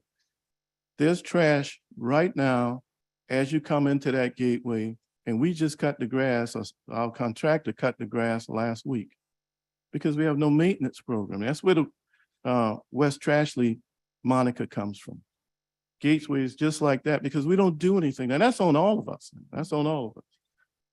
Ms. Wharton, could you come up? Because there's some fundamental things that's never been said in the public, in particular with the finances on this piece, that created the no vote and the split on this. And to my knowledge, there was never a public airing of how this lease is supposed to work and who's supposed to pay for the parking for the developer. Can you can you first tell us how much did the city pay for this property and what we have in it to date? We paid a little over $3 million. I think so. Is that better? Sorry. Okay, good. A little over $3 million. A little over $3 million. And the lease right now in option one, I know option one is dead, but this is one of the reasons we voted against option one. How much is the developer gonna pay to use the property? If we paid $3 million for it with other people's money, taxpayers' dollars, how much they gonna pay to use it? The What's bridge- proposed? What's proposed? 100 one-time fee, $100, $100 for how many years? 99 years. For 99 years. So had we voted for option one, we would be voting to take $3 million that the taxpayers paid for 6 years ago and let a developer use it for $100 upfront for 99 years. That's 5 generations. The parking. Everybody along Sam Rittenberg Boulevard. Sam Rittenberg Boulevard is about 3 miles long. All those businesses, offices, businesses, restaurants, the owners, they paid for their land, they paid for their parking, and they paid for their buildings. Every last one of them, okay? Now, we're gonna supplement a developer. Let me tell you, these fine people, but they negotiated a whale of a deal for themselves. They out-negotiated the city. How much is a parking space gonna cost to build in that underground garage? What's estimated? If it's right now at 244 spaces, it Right. would be $94,000 a space. $94,000 per space. And what, how many spaces are we supposed to propose to build for the use of the developer? I think it's 150 spaces. Yes, yeah, 150 spaces. So 150 spaces times $94,000 equals $14,100,000 that we're gonna take taxpayers' dollars, borrow money, pay interest on it to pay for the developer's use. Every business person, and that's 3 miles worth of businesses, paid for their parking. That's $14 million that can go above the ground for beautification, for some of the things that, was it Dover Cole? The consultant said would help revitalize West Ashley. The plazas, the landscape medians, it says street beautification on Sam Rittenberg Boulevard and Old Town Road. The clerk just read it. Can include street trees, landscape medians, and continuous sidewalks. Sam Rittenberg Boulevard is 3 miles long, and almost a mile of it in 2023 has no sidewalks. In 2023, almost 40,000 cars somewhere up in there go up and down Sam Rittenberg Boulevard. Almost a third of it doesn't have sidewalks. Most of the car to bus stops on the older portion doesn't have a shelter. It's over 100 degrees out there. Anybody standing at a car to bus stop right now over there? Hope you have an umbrella. We actually have cow paths. Anybody remember Coburg Dairy back during the days when cows follow one another in a pasture, and it actually cuts out a groove in the pasture, a dirt path? That's what we have right now on Sam Rittenberg. It's up there just beyond Haverty's. And we all are responsible for this. I include myself in this responsibility. We have not, the city has not paid for 1 foot of sidewalks on Sam Rittenberg Boulevard. That's what TIFs are supposed to do. And let me tell you, the beauty of what can happen over there is we have so much public right-of-way that we can put bike pedestrian paths. And we could partner with with some of that $14 million with the county and the state to put the landscape medians. As far as caring about West Ashley, my family, from my great-grandfather to my father, to my grandfather, to my father, and now me, have been in West Ashley for almost 150 years. I hope to visit a lot of places in the world. I proposed to my wife at the bandstand at the Battery. I love Charleston. We live West Ashley. I am West Ashley. So when I see dollars that could go towards so much beautification and being talked about going underground when the moniker of West Trashley can be changed, that's what TIF districts do. And Councilman Appel, I made mention at a previous council meeting, parks do generate economics. And the quintessential example in the city of Charleston would have been Waterfront Park. They were wharfs that had caught a fire, that smoldered and were black sticking up out of the marsh. There were warehouses around them. The market, when I was a kid, was a seedy place. You did not go there at dark. Look at it today. Look at the reinvestments that has gone in that area. So I would ask that there was never a vote whether we should lease the land for 99 years for $100. And that's some of the beating that we've been taking.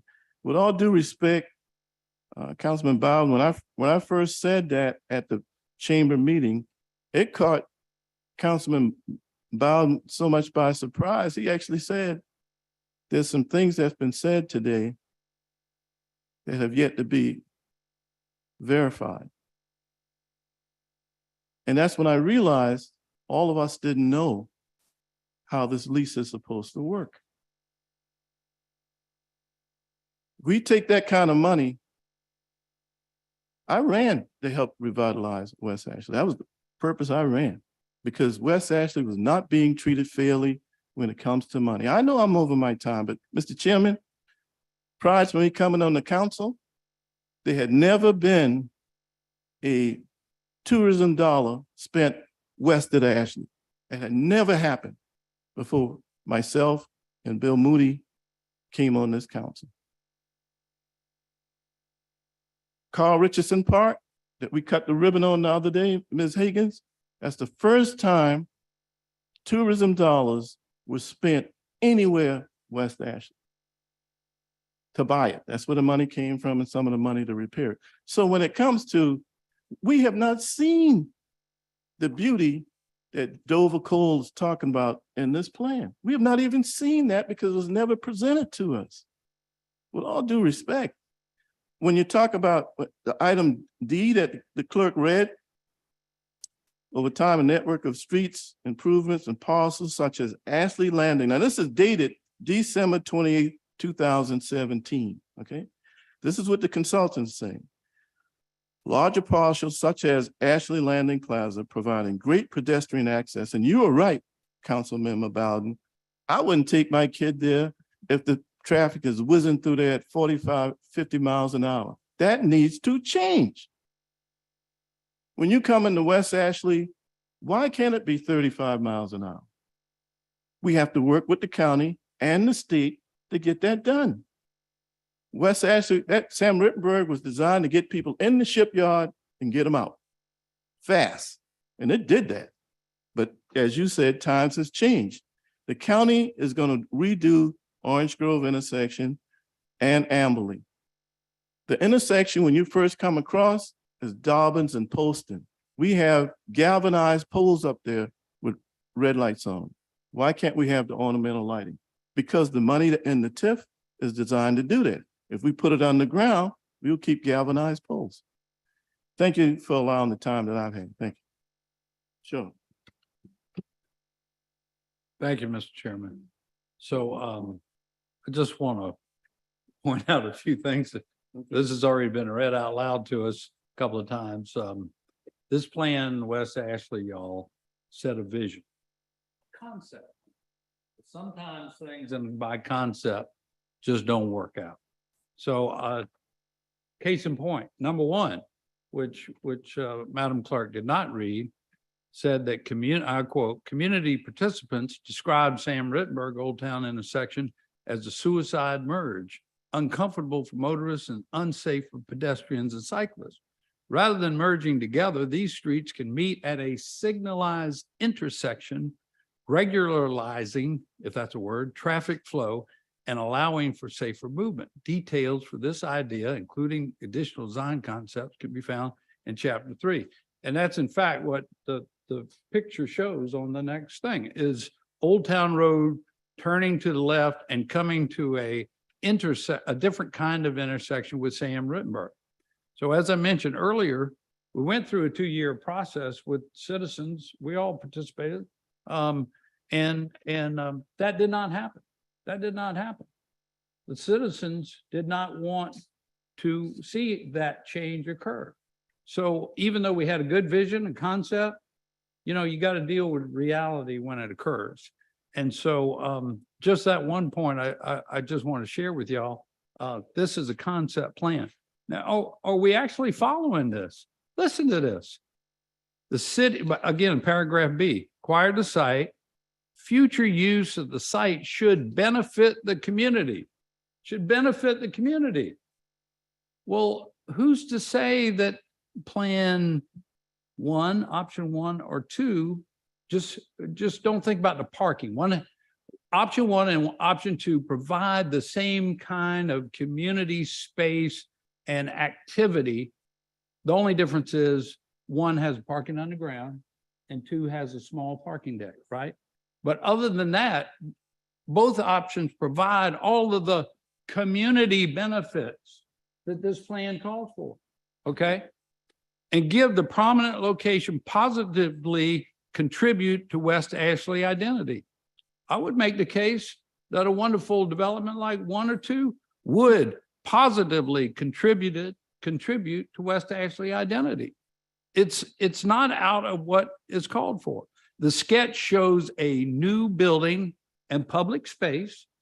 That's exactly what option 1 and 2 both do. They show a new building and public space at the intersection and is lined, the parking is away from the street. Okay, this new building can be of architectural centerpiece to an improved entry district. So I don't know about y'all, but I like the work that Leo does. And I think his firm did an excellent job designing a building for this space. So actually option 1 and option 2, in my view, satisfy the vision of Plan West Ashley, paragraph B. Now, paragraph C deals with the pedestrian nature of this whole area. Now, the one thing that happened with the county plan when we decided not to do the intersection is thankfully the county plan of pedestrian improvements all on either side of Ashley Plaza. Isn't that right?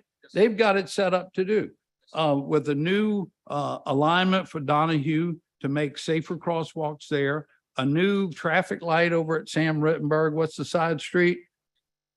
Amberley. So with improved sidewalks, luckily, Councilmember Waring, we have partners. And this pedestrian improvements as envisioned in Plan West Ashley is actually part of the county project that we hope they're going to proceed with about the same time that we could be building our project. Paragraph D, over time, a network of streets can improve.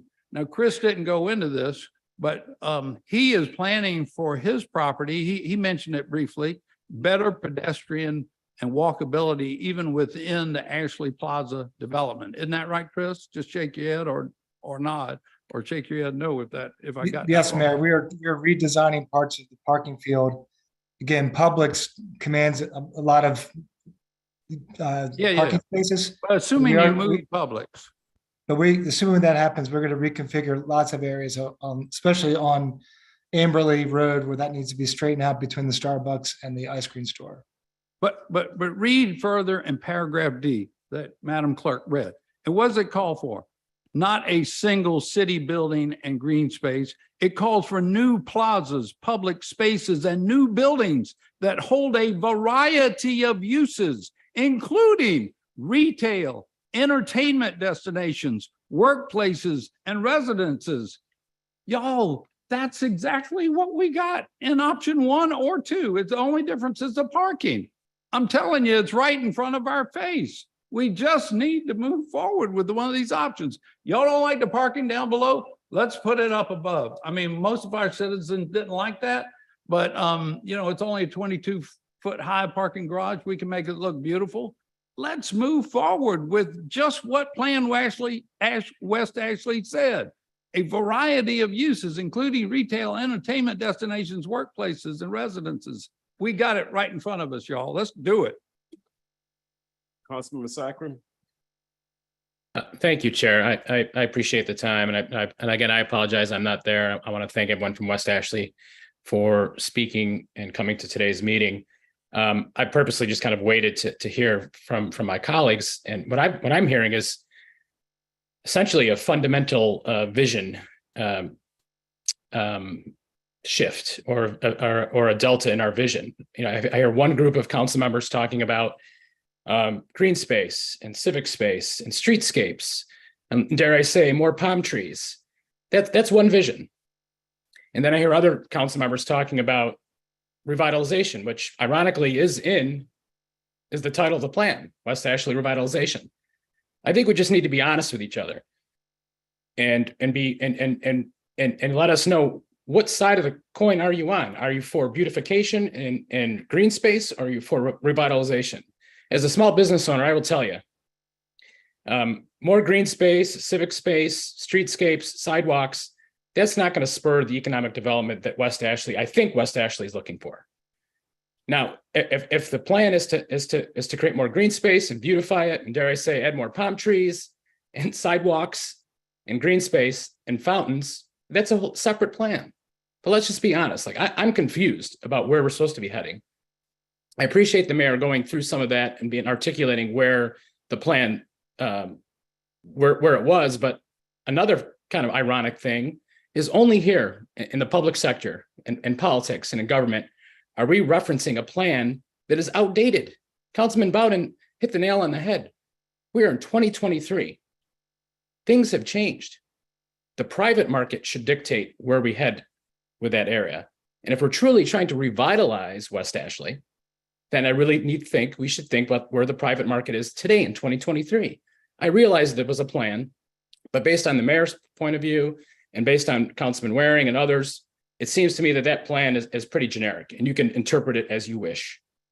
But all I'm saying is, based on today's conversation, if we're truly trying to make West Ashley and revitalize West Ashley, then I think we need to look at option 1 or 2. If we're looking to make West Ashley a more beautiful place, and dare I say status quo, which is just beautifying, adding more sidewalks, fountains, and green space, that's a whole separate vision. But from what I'm hearing from folks in West Ashley, it seems like the two visions, and it's not surprising to me that some of this is divided around generational lines. And I would urge those that are on council, that have been on council, because I know, and I'm going to get back, you haven't been here long enough, you don't understand how things work.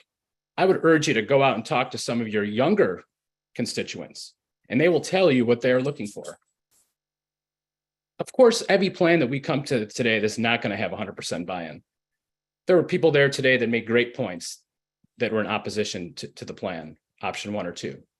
But when I hear from folks from Ashleyville, Maryville, when I hear from folks that have been involved in the work process over the past 6 years and have dedicated hours and time of their life, how am I supposed to ignore that as a public servant? And Councilman Appel is 100% correct. My job isn't to take the pulse of every constituent in my district, because every constituent in my district is not engaged. And he's absolutely right. 99% could care less about what happens until it starts to get built. Our job is to think about the future and forecast. and think about what the area is going to need, not today, but 5, 10 years from now. And it's clear to me, option 1 or 2, they're expensive. But option 1 or 2 seem to me, based on what I'm hearing from folks in West Ashley, seem to be the vision for tomorrow. If we want to talk about the vision for today, let's add more palm trees. Let's add a water feature. Let's add more green space. But let's be clear, folks, that is not going to revitalize West Ashley. That's going to beautify West Ashley. 2 different things completely. The last thing I just want to say is as my time on council comes to an end, I think I've shown that I've tried to be independent, and I'm not supporting either option 1 or option 2 for any political reasons. I'm not running again. And no offense, Mayor Tech, I don't care who wins the mayor election.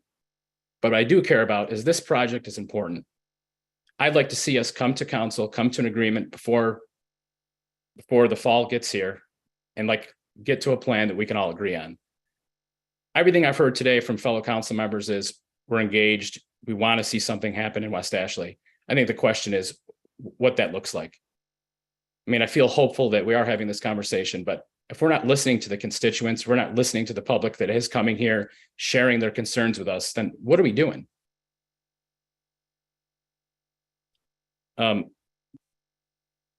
That's all I had. I just find it very frustrating that only here in government, we're citing studies and surveys from 5 years ago.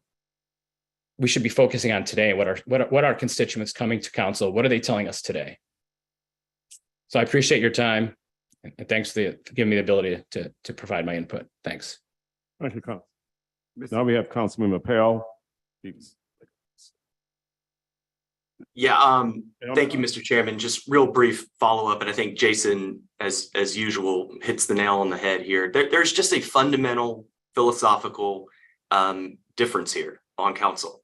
And Councilmember Appel, I'm sorry. I think the chairman was getting ready to say about limiting. Yeah, I'm cutting the time down a little bit now. Everyone have spoken, so I'm kind of cutting the time down to 2 to 3 minutes. Oh, great. That sounds great. I'll get it in that time. Yeah, there's just a fundamental difference of vision here, and that's okay. I mean, it's okay to have different views and different visions here, but I just do not believe all is well in West Ashley. I do not think West Ashley is doing great. I think West Ashley is real. It is a real thing, and we've got to be honest with each other about it. There's some parts of West Ashley that are wonderful. That Sam Rittenberg corridor, this Northbridge area, is rough. It's rough, okay? And my response to that reality on the ground is we need to do something big. We need to do something bold. We need to do something exciting. A meeting space for the DRB is not exciting.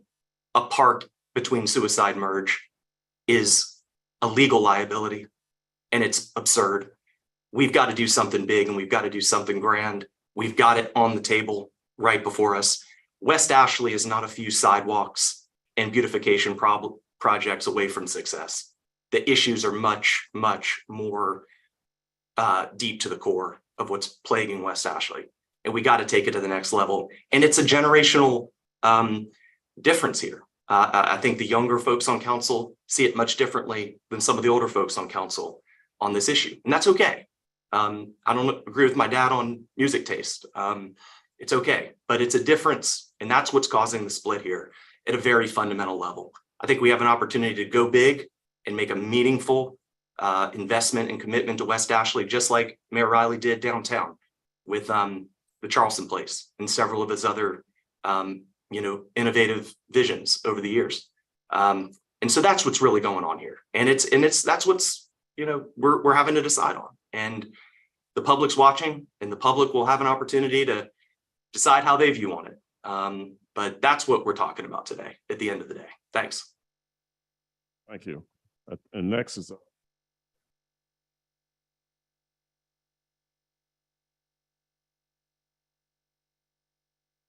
Mr. I'm Council, sorry. yeah, okay. Okay. It's on now. The use of we have to be good stewards of the taxpayers' dollars.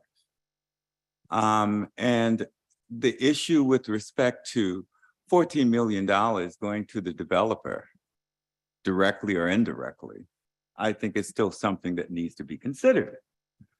Next, when we talked about option one and the underground parking, we talked about the Dutch dialogue and we talked about drainage.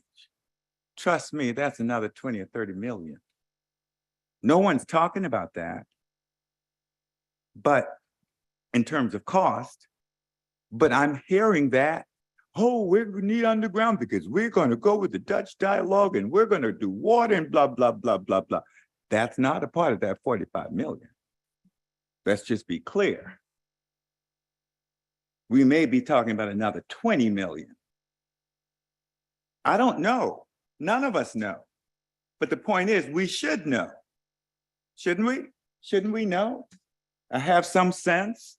I mean, I heard one of my council members in an interview saying that we had a plan. We had a drainage plan already for the underground parking. I haven't seen it. I don't think we should be misleading the public that way. I have not seen any drawings or any configurations with respect to using the underground parking for drainage. Dutch dialogue. We need to be. Yeah, I can see pictures of the storage, Mayor, but I don't see any cost figures, engineering, or any of the preliminaries on it. That's a cost that would have to be borne by the people. Okay, so I'm just saying that I think that when we talk about these plans, okay, we need to be transparent. And this whole generational crap, okay, I don't think there's a generational issue here at all. I just think that we see things a little differently. That's all. So I just think that we need to stop ignoring some of the facts. And I thought that Councilman Waring was pretty clear in terms of his questions and in terms of what we're giving, not to the people who are in need, but potentially to the developers.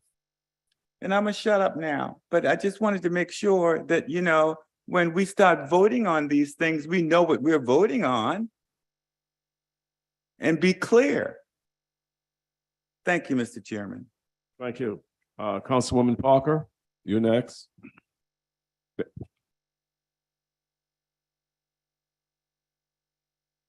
Hey, my apologies.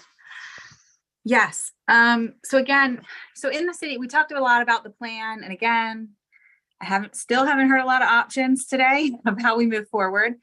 Does the city plan state that the city developed this?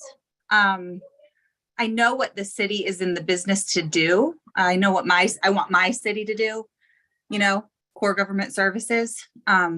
Certainly commercial development isn't at the top of our list. So I kind of just ask the question, does the plan say that the city needs to develop this site? Or can the private market do so? Well, Councilmember Parker, that's why we have an agreement with the developer, Landmark. We envisioned that from the beginning that this would be a partnership, that they would, in essence, do the build out. A portion of the property, we own the whole property, but a portion of the new buildings would be owned by the city. And then after they build them to our satisfaction, the city building, we'll buy that building from them, including the parking facilities. So, but yeah, a private developer was going to build it all per agreement with the city that we approved a few years ago. Details come with the development agreement though. And where we're stuck right now is just on the development plan. Thank you. Councilmember Sacrum, we can give you 2 minutes and then I'm gonna go to Councilman Shade and I'll give him the same 2 minutes afterwards. You've completed. I think Councilman Parker had another question. Well, just a quick follow-up, but again, so our city plan, I mean, we we as the city, it's not, we don't have to develop this parcel. I mean, we can put it out to, you know, we can privatize this, we can, like I stated earlier. And I just think, I know as a part of this committee and where this sits now, I want to hear, obviously with direction from all of our West Ashley council members, but what does putting this out, rezoning this, repackaging this, having some city offices, what does that look like? Can we at least come to an agreement on the next step here? Are we going to look at option 5? Are we making an option 6? Are we going to talk about selling the property? I mean, what is that going to look like? Thank you, Mr. Chairman. Councilmember Sacrum. Thank you, Chair. Just briefly, it sounds to me that we're having concerns regarding the design and what goes on in the space, but also how it's funded. And I just want to acknowledge, I understand those concerns. I understand those questions. So is it possible to honor some of the requests that other colleagues have made today, where we come back to the table with another option? Even though I'm supportive of option 1 or 2, I do understand some of the financial concerns. But if I'm taking notes today, I have to be honest, I don't know where I would start, whether it's financial or design or more green space or civic space. So the challenge amongst us is, how do we distill down some of the concerns and come back to CD and allow this committee to do what it does best, which is give our developer and our architect and our mayor and our staff some marching orders. So I would ask that we come back with potential options, not just for design, but for potential funding, and maybe another option around design. Although I do think, from my comments, something dynamic, something that's mixed use, something that does have some green space, that does revitalize West Ashley should be our North Star in this. But if we got to go back to the drawing board and how it's funded, I do think that that's worthy. And I do want to make sure that other council members that have suggested that or had concerns with that, we do recognize those concerns because they are valid. Thank you. Thank you, Councilmember Shade. I'm gonna give you a few minutes, and then I think everyone have had a second chance of speaking. Thank you, Mr. Chair. I just I'm want gonna to come to a clarify. close pretty soon. Yeah, I just want to clarify and correct something the mayor said. What I've been reading from on Plan West Ashley consists of 2 pages, 2.32 and 2.33. 2.32 has key ideas illustrated, A, B, C, and D. On the next page, it marks these sections, A, B, C, and D. Section B talks about the property that we own, Sumar Street. And it talks about a new building, singular. And then it goes on and says, this new building can be architecturally a centerpiece.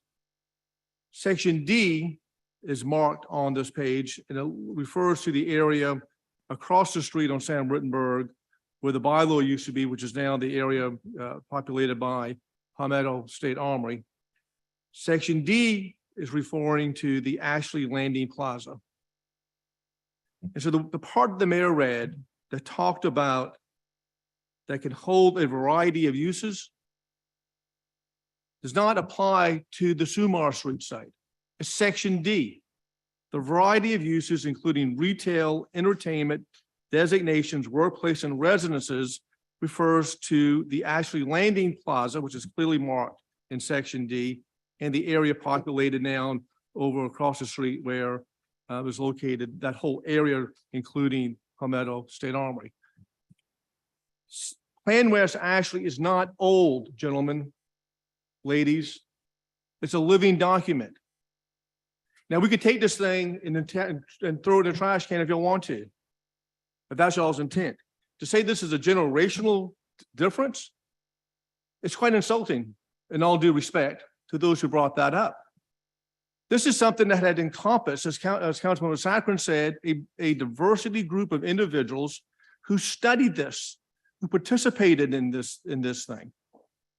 And it was passed unanimously in 2018. If you think 2018 and 2023 is a generational change, then we're supposed to be working in real time always and making plans for the city. That's nonsensical. We need to get to reality here. It takes time to change things in West Ashley. You can see what's going on right now. And I said this earlier back at our June 20th meeting, getting consensus for what we need to do in West Ashley is almost impossible. I agree with that, but we've got a blueprint. And that's all I'm stating. The blueprint tells us what to do. And I would ask someone to make a motion who's on this committee to just adopt what's proposed in Plan West Ashley as to creating the civic space in here. I'm not talking about a park for children to run around in. I'm talking about green space that you can congregate in. And that's what this thing is talking about. You can incorporate this with what's in here now, with the area that's available, so you can have these activities that we mentioned about earlier. It allows for that to take place. Thank you, Mr. Chair. Thank you. Yeah, Mr. Chair. Yeah. I actually have a motion to make. That's all I want. And I think we need to have a couple of motions. Because if we don't make a motion today, I'm still have to have another meeting. You do. So I agree. this meeting- I agree.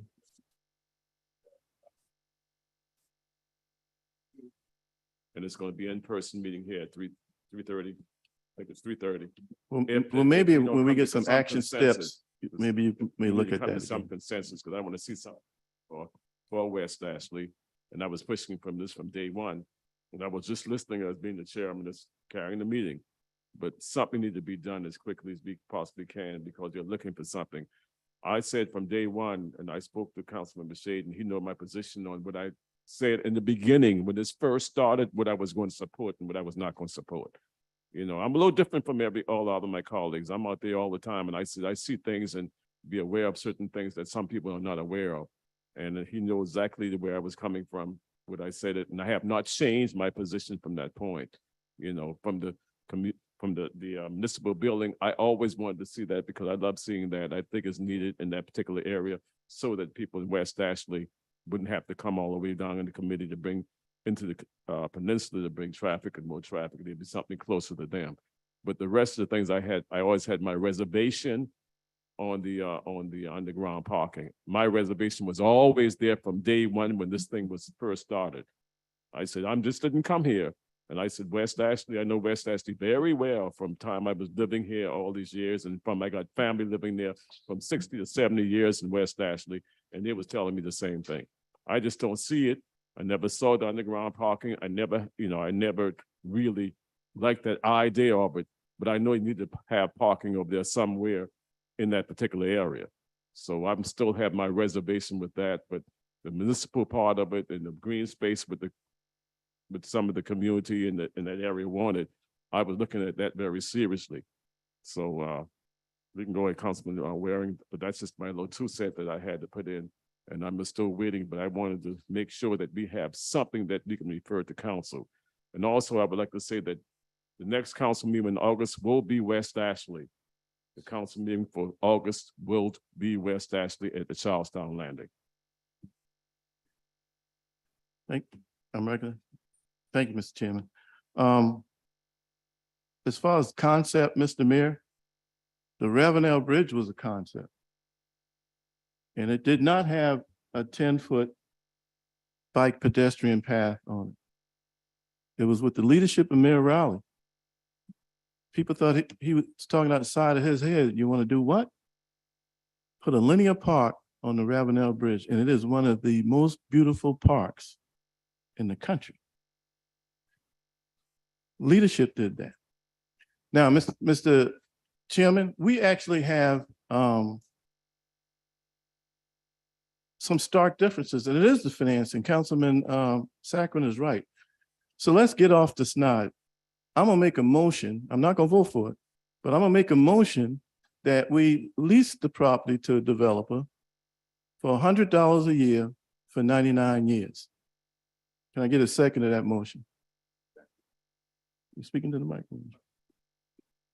Because I think members of the committee need to vote on that, and council need to vote on that, because a lot of people out in the public doesn't realize that if we spend this money paying for developer needs, we will not have money to beautify things, in this case, above the ground.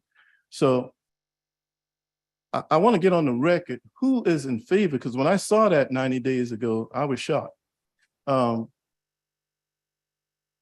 My motion is to lease the space for the developer needs for $100 a year for 99 years.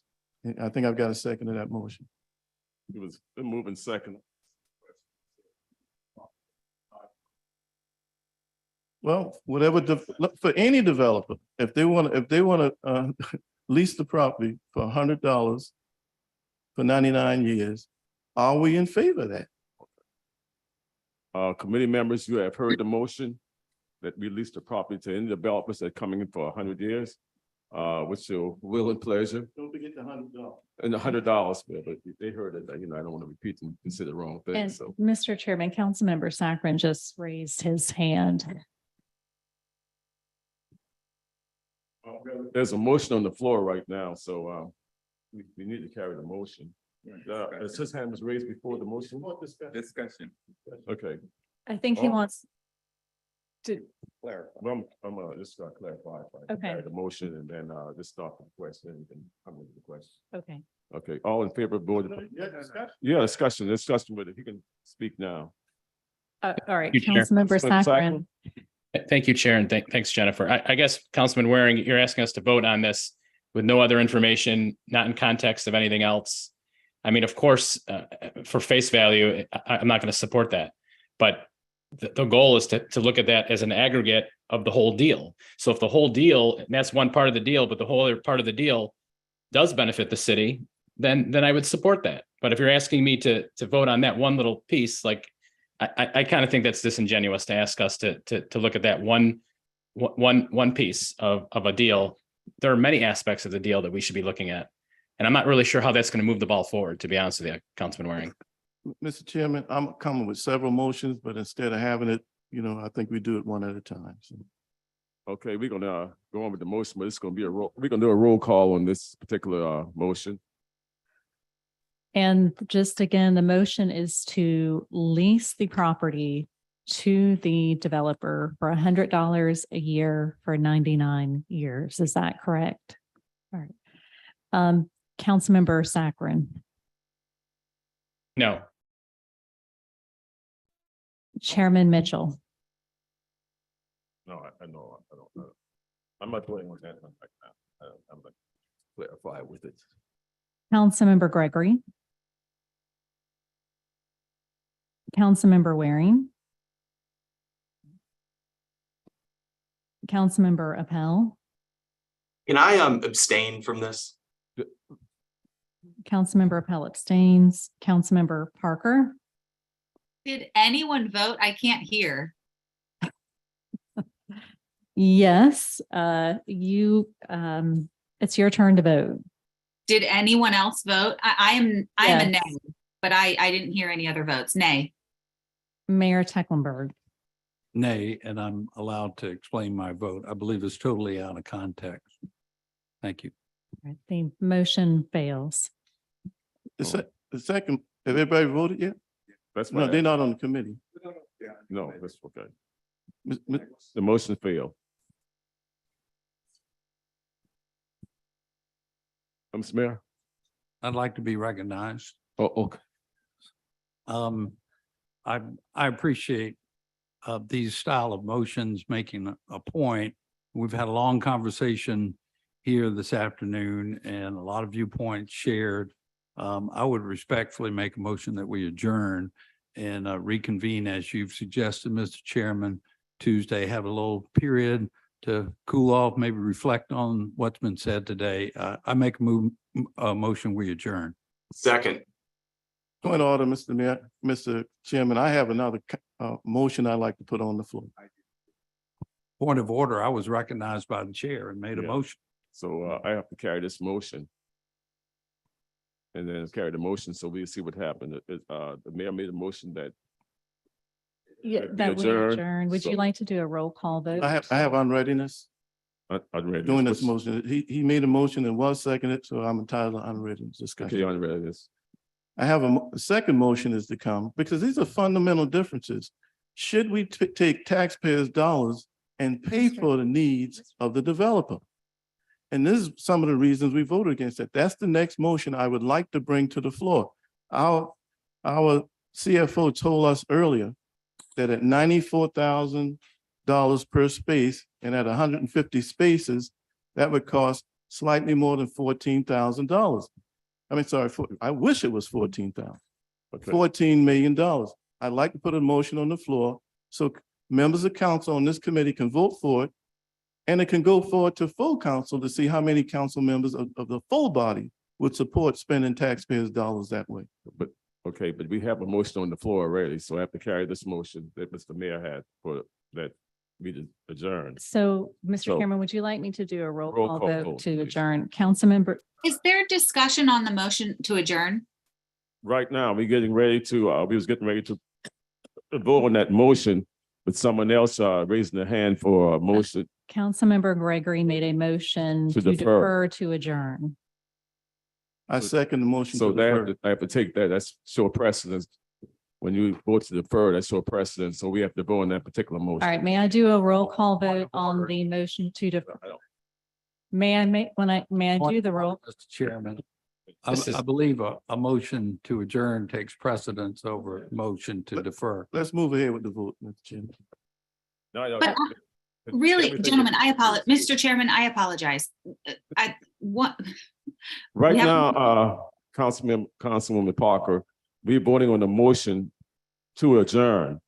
So I'm gonna call everyone, so we can just vote up or down. But we can't We're discuss gonna do a it. roll call. We're gonna do a roll call vote. All right, so can I just get clarification or Point of order. She's asking for discussion. She has the right to discuss. That's what she asked for now? Yeah, she can't hear clearly. I think that's Oh. the issue. Okay, you asked for discussion, Councilwoman Parker? Yeah, there's a motion on the floor to adjourn. Can we Correct. discuss it or do we have to go directly to the vote? Okay, you can go to the discussion. You have something you want to say? We have no actionable items, gentlemen, 2.5 hours. I will sit here another hour. So we can give West Ashley some action items. We've been here for 2.5 hours. We have nothing. I think moving to adjourn, we have nothing to tell West Ashley or direct our staff. I think we need to do that. That's true, And further discussion, if I may. but I have to carry the motion first. Well, no discussion on readiness. Okay. You have it. Yeah. There's just so much more to do here, okay? And I think it was the younger generation that said that things go to community development to die. Now, we're trying to keep something alive right now and have some further discussions because I have a motion as well. But if the majority says that we adjourn, okay, then we adjourn. However, it's not going to change my motion at the next meeting. So let's move forward because I definitely have a motion. I think it's the motion that the people want here. Councilmember Pell had his hand up.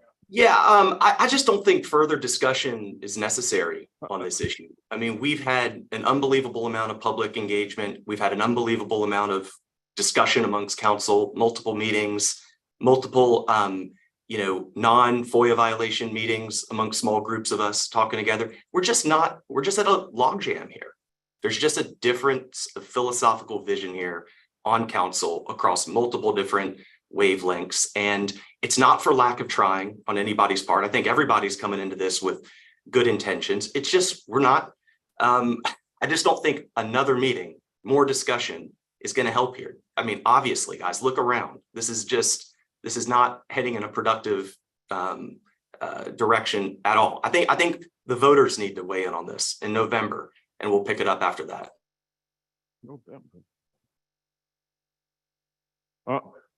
For the question. All right. Let's vote, please. Councilmember Saccharin, this is on the motion to adjourn. Councilmember Sacrum? Oh, I hear you. Nay. Councilmember Mitchell. All right. Councilmember Gregory. Councilmember Waring. Nay. Councilmember Appel. Yes. Councilmember Parker, Nay. Chairman Mitchell. Thanks. Still have it. All right, the motion fails. Case in full. So now let's go on. She Let's, called him. let's, You call the mayor. huh? She didn't call the mayor. I'm so sorry. Mayor Tecklenburg. All right. The motion fails. Mr. Chairman, I have a motion. Yeah, can you excuse me a moment, but let's try to come up with something, please. I think we will. And let's try to come up with something so we can move forward, because I think the people are watching us and they're looking for us to do something. And, we've been going through this a long time back and forth. We need to come up with something and make something and give them a chance to that knowing that they have council members here that's trying to get something done for them in West Ashley. Okay, this is what I'm looking for, and this is what I'm asking that we do.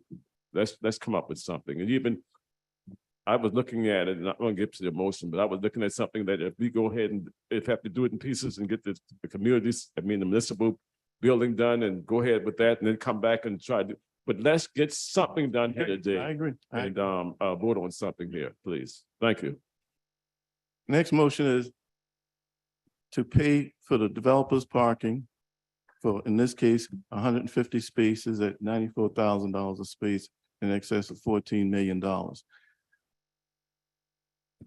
That's a motion. Move to approve to pay for that. Now, I'm not going to vote for that motion, but we need to get off these are the things we're in tug of war with. In other words, spending taxpayers' dollars for the needs of the developer versus improvements above the ground for beautification and changing the moniker West Trashley to beautification.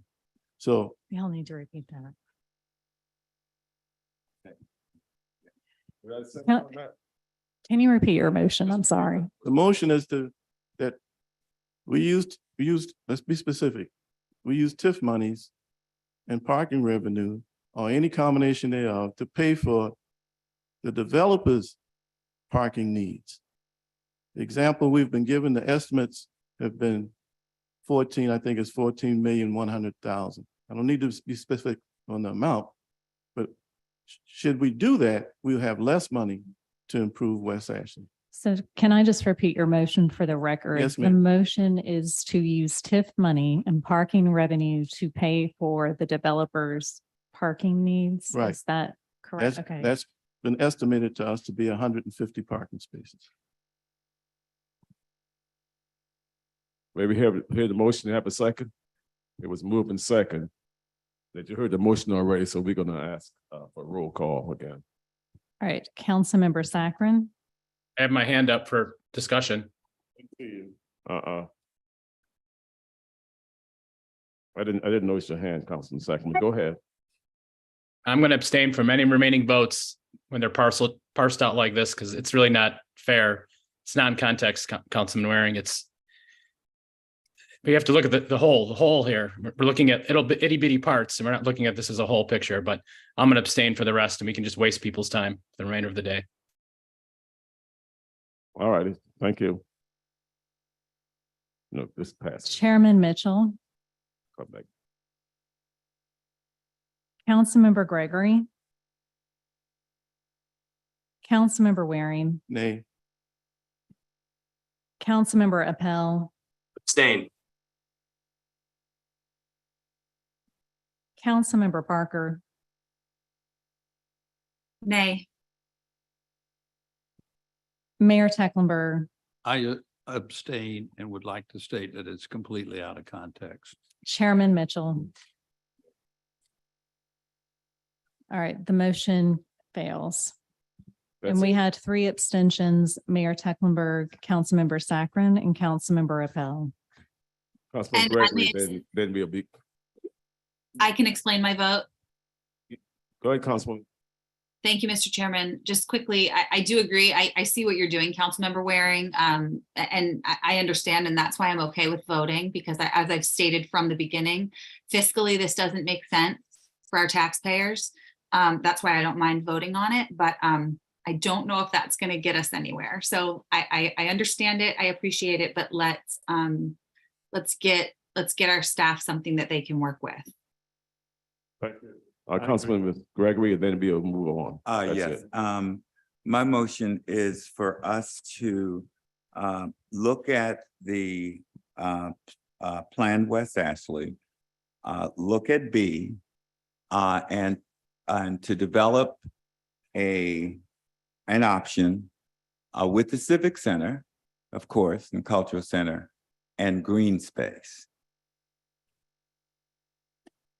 Another option to be added for consideration, consistent with what I would suggest the majority of the West Ashley folks who participated in this survey wanted. Second. So your motion is to look at the Civic Center And green and the green space space as an option. as an option. No parking. No parking. Well, let's not say that. We're general enough that I definitely green space and municipal or civic center.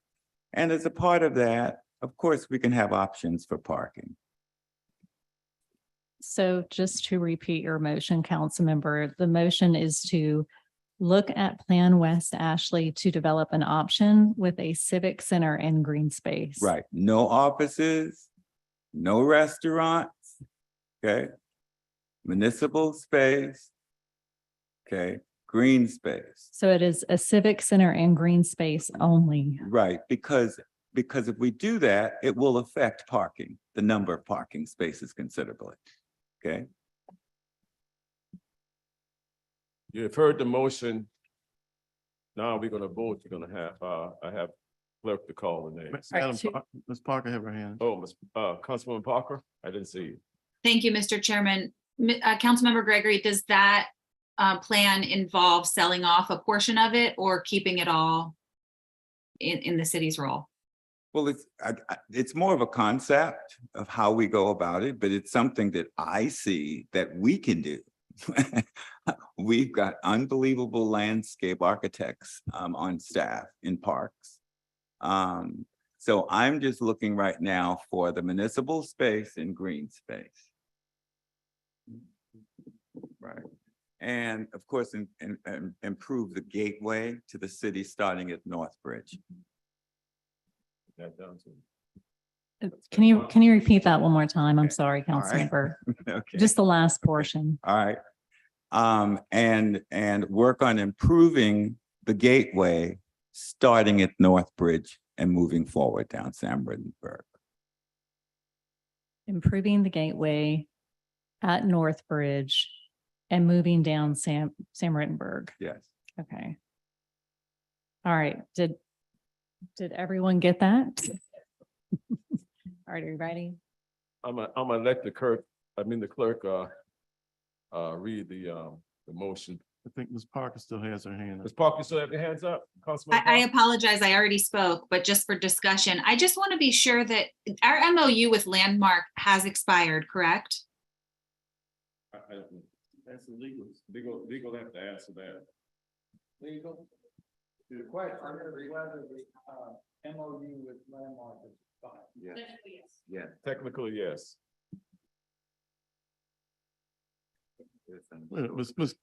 Mr. Chairman, Ms. Copeland, can you come to the microphone and, do we have it or don't we? They wanted to extend to September, I think. I'm sorry, repeat your question for me again. Oh, I'm sorry, Councilwoman Parker. Our MOU with Landmark has expired, correct or incorrect? I don't know if expired is the right word. I believe when option one was, when it failed, that triggered the expiration of the agreement, technically, yes. So expired, I guess we could say, yes. Okay, so I just want to clarify, gentlemen, that I'm asking this with your motion, Councilmember Gregory, that city staff can go back, unfortunately, to the drawing board and find new proposals, whether public or private, correct? I just want to clarify. Yes, we have a lot of information from the site already. And I really think that staff can come up with a reasonable rendering for another option that focuses on green space in the municipal building, as well as trying to move comprehensively to do something with the gateway starting at North Bridge and moving forward. So I am comfortable that we can get something from staff for us to take a look at. And I also have some ideas about the fountain as well. Okay. I know the motion is on the floor, but so we're not talking anything about parking, right? No, I said green space in a municipal building, and the municipal building may have parking underneath it if it's designed in such a way. But not for 250 spaces, no. Green space wouldn't need that. The parking is for the restaurants and the office space and all that other stuff, activities that would be on the site. A green space would not require that.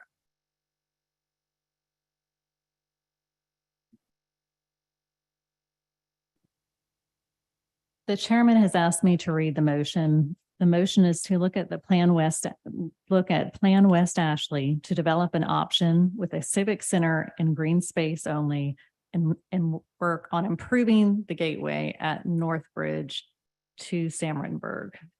Correct. All right. Councilmember. Roll call. No.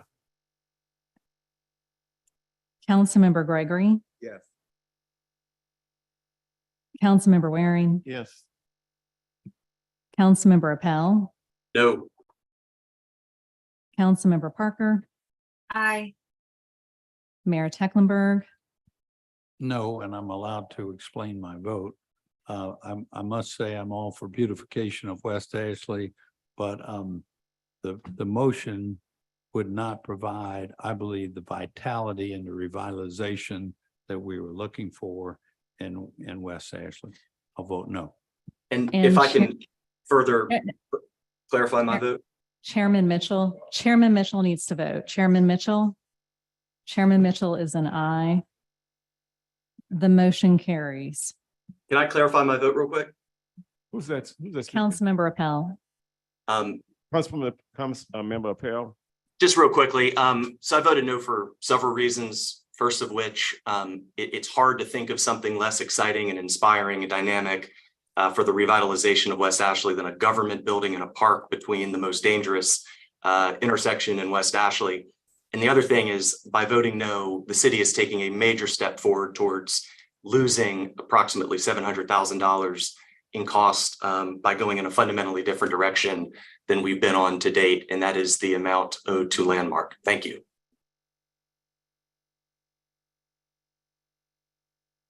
Mr. Chairman, at the next meeting, could we have somebody from well, I'm sorry if the mayor had his hand up. I was just letting the chair know I want to be recognized next. Yeah. Go ahead. I thought you had your hand up before me. Oh, I'm sorry. At the next meeting, could we have somebody from, and obviously reach out to the county council. They're doing improving Amberley intersection as well as Orange Grove. But the first intersection coming in from the World War II Memorial Bridge is Durham Drive and it's Durham on one side and Poston on the other. The beautification that they're doing at Orange Grove and Amberley, let's have some discussions with them, particularly if we have TIF dollars to beautify that intersection when you come in and begin to engage in the conversation with the highway department about slowing down traffic coming through that corridor. So Councilman Gregory had his motion. I don't think we need a motion for this, but the second meeting should be along the lines of what Ms. Parker's talking about. What's going to be the steps going forward? But to go forward, we have to do it in collaboration with the county and the state. So it'd be great if we can have some of those representatives here as well, showing us already what they're going to do at Orange Grove and Amberley, but what else can be done at Durham and Poston Road. The third thing is, can we have a representative from SE&G there's a unsightly gas station, natural gas pipes that come up on the gateway coming in from the bridge, and speak to them about putting some screening so you won't see the rusted barbed wire and the steel pipes coming out of the ground. I'm sorry, telling my age. Dominion Energy, if we can have a representative from Dominion Energy to speak to that. Okay.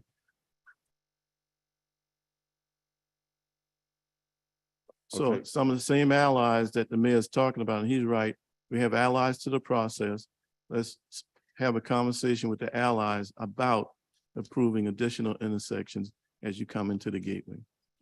Thank you. Okay, I understand that. Excuse me.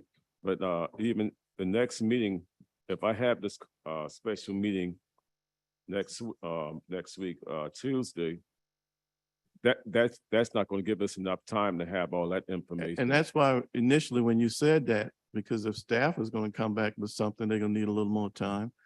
Our allies from the county will need a little more time. Allies from the state will need a little more time, and certainly Dominion Energy. This will probably be the first time they heard that question about screening that natural gas lift station that comes through the gateway right there.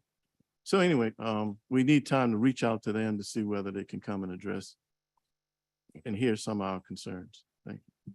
Okay, my dilemma in all this, I wanted to have something to I know we have this already to present the council, and so we can make a decision. This is what I want. I want something that we can take the council, so council would vote on it, so West Ashley, so the residents of West Ashley would have something that they can see concrete that something is being done.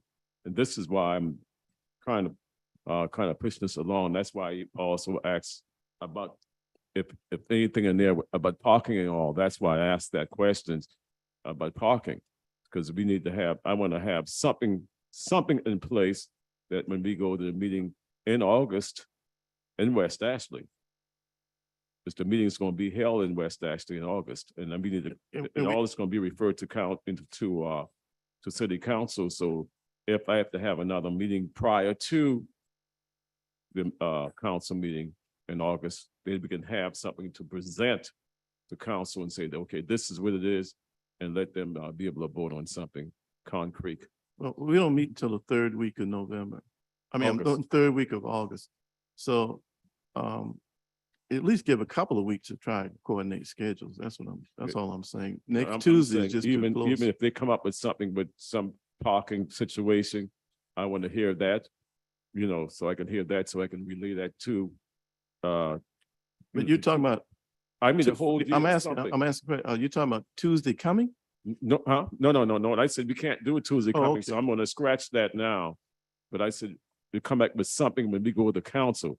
I want to have something in place that we said, okay, we had our community development meeting, we have this in place, we done this so we can have some things going, even with the parking situation, even if it's upstairs, downstairs, or whatever the case may be, or something dealing with parking. So if we can have some more information coming with that, so I'm gonna have to call another meeting prior to council meeting to see if we can come up with something like that and have all this hashed out, that when we go to council, they can board intelligently on it.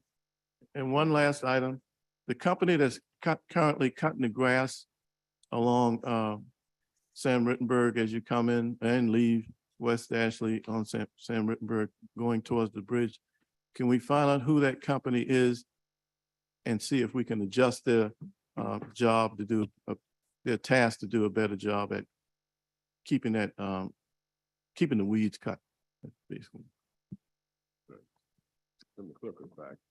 Just need to find out who it is. Let's repeat that in a minute so the clerk can get it down. See what's.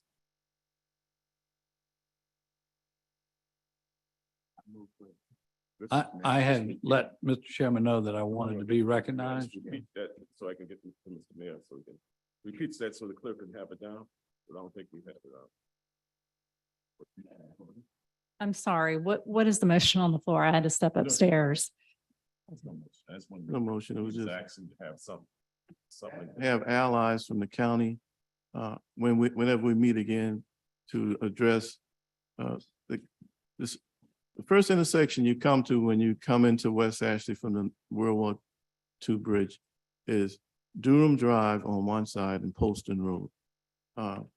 There are going to be improvements on Orange Grove and Amberley, but right now, no improvements are envisioned for the first intersection coming in through our gateway. So if we can have somebody from the county, so we can have discussion, hopefully we have some discussions between now and the next meeting. The second thing was having somebody from Dominion Energy to discuss with them about screening the natural gas station with the steel pipes coming out of the ground if there's steel. Right now, it's a rusted cyclone gate that you can see the steel pipes coming out of the ground. Discuss with them, get with Mr. Cassis to see whether we can put a screening there that looks more appropriate. And then the third thing was to get with we have a company now that's actually cutting the grass as we on the gateway coming in from the World War II Memorial Bridge. Get with them to see what we have to do to expand that contract so they can cut the weeds. Thank you. I must let the clerk know that we're not going to have the meeting on next Tuesday. That's canceled. That would have been hard to do. But we're gonna have to come up with another meeting before city council. Okay. So I'm gonna let you know we have to come up with another meeting before city council meeting, because I want something to be concrete when we go to city council. Thank you.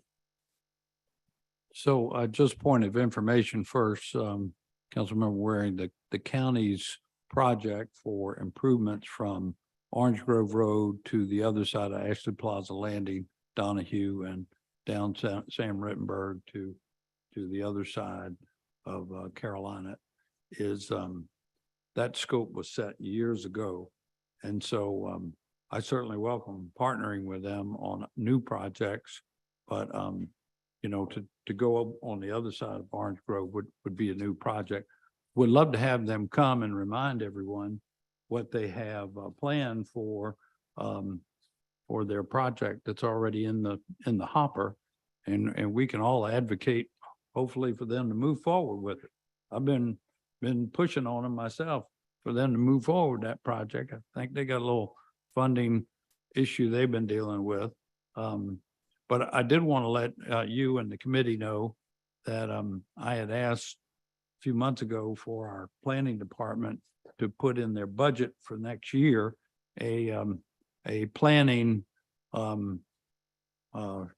exercise and charrette for the streetscape improvements of all of Sam Rittenberg, not just from the bridge, but going from Sumar Street all the way to Citadel Mall, with next, I think, logical TIF improvement for this district to be a Sam Rittenberg streetscape improvement. So lastly, Mr. Chairman, I would like to once again thank Jason Ward and Landmark for his continued cooperation and willingness to try to work out a proposed development with us. I'd like to remind him and even the public that's here that action taken here today by this committee will only be recommended to city council for action at our next city council meeting. So even though we have a recommendation here from this committee, it would still need to be passed by city council before any action is taken by this administration.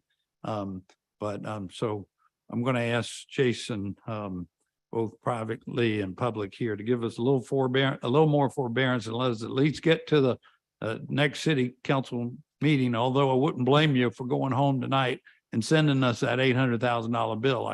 I would understand why you would feel that way, but it's not this fat lady hadn't quite sung yet.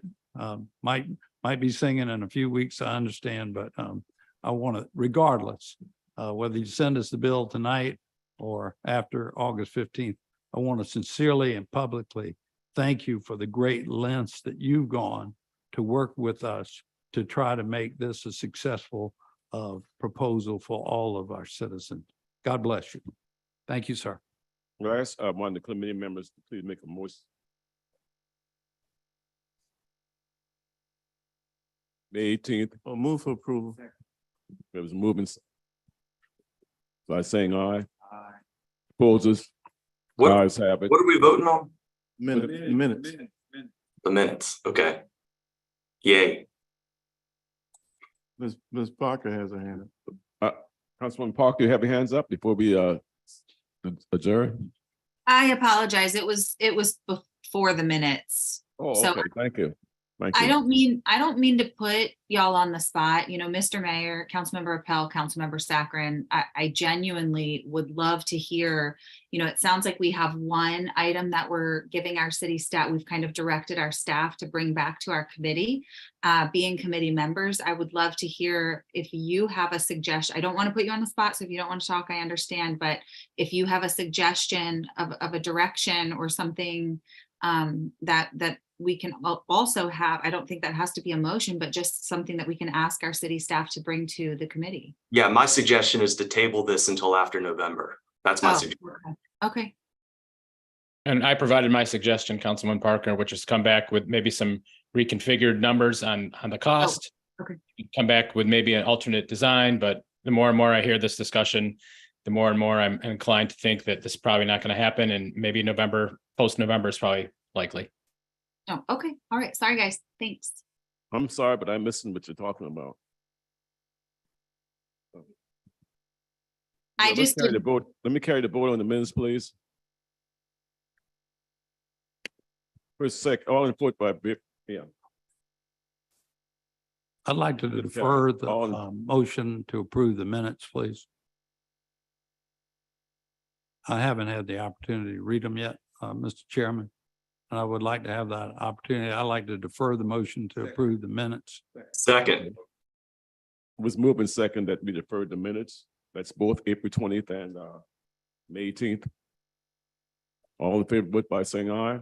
Aye. Opposers, neighbors, so they'll come back at the next meeting. We'll bring it all back.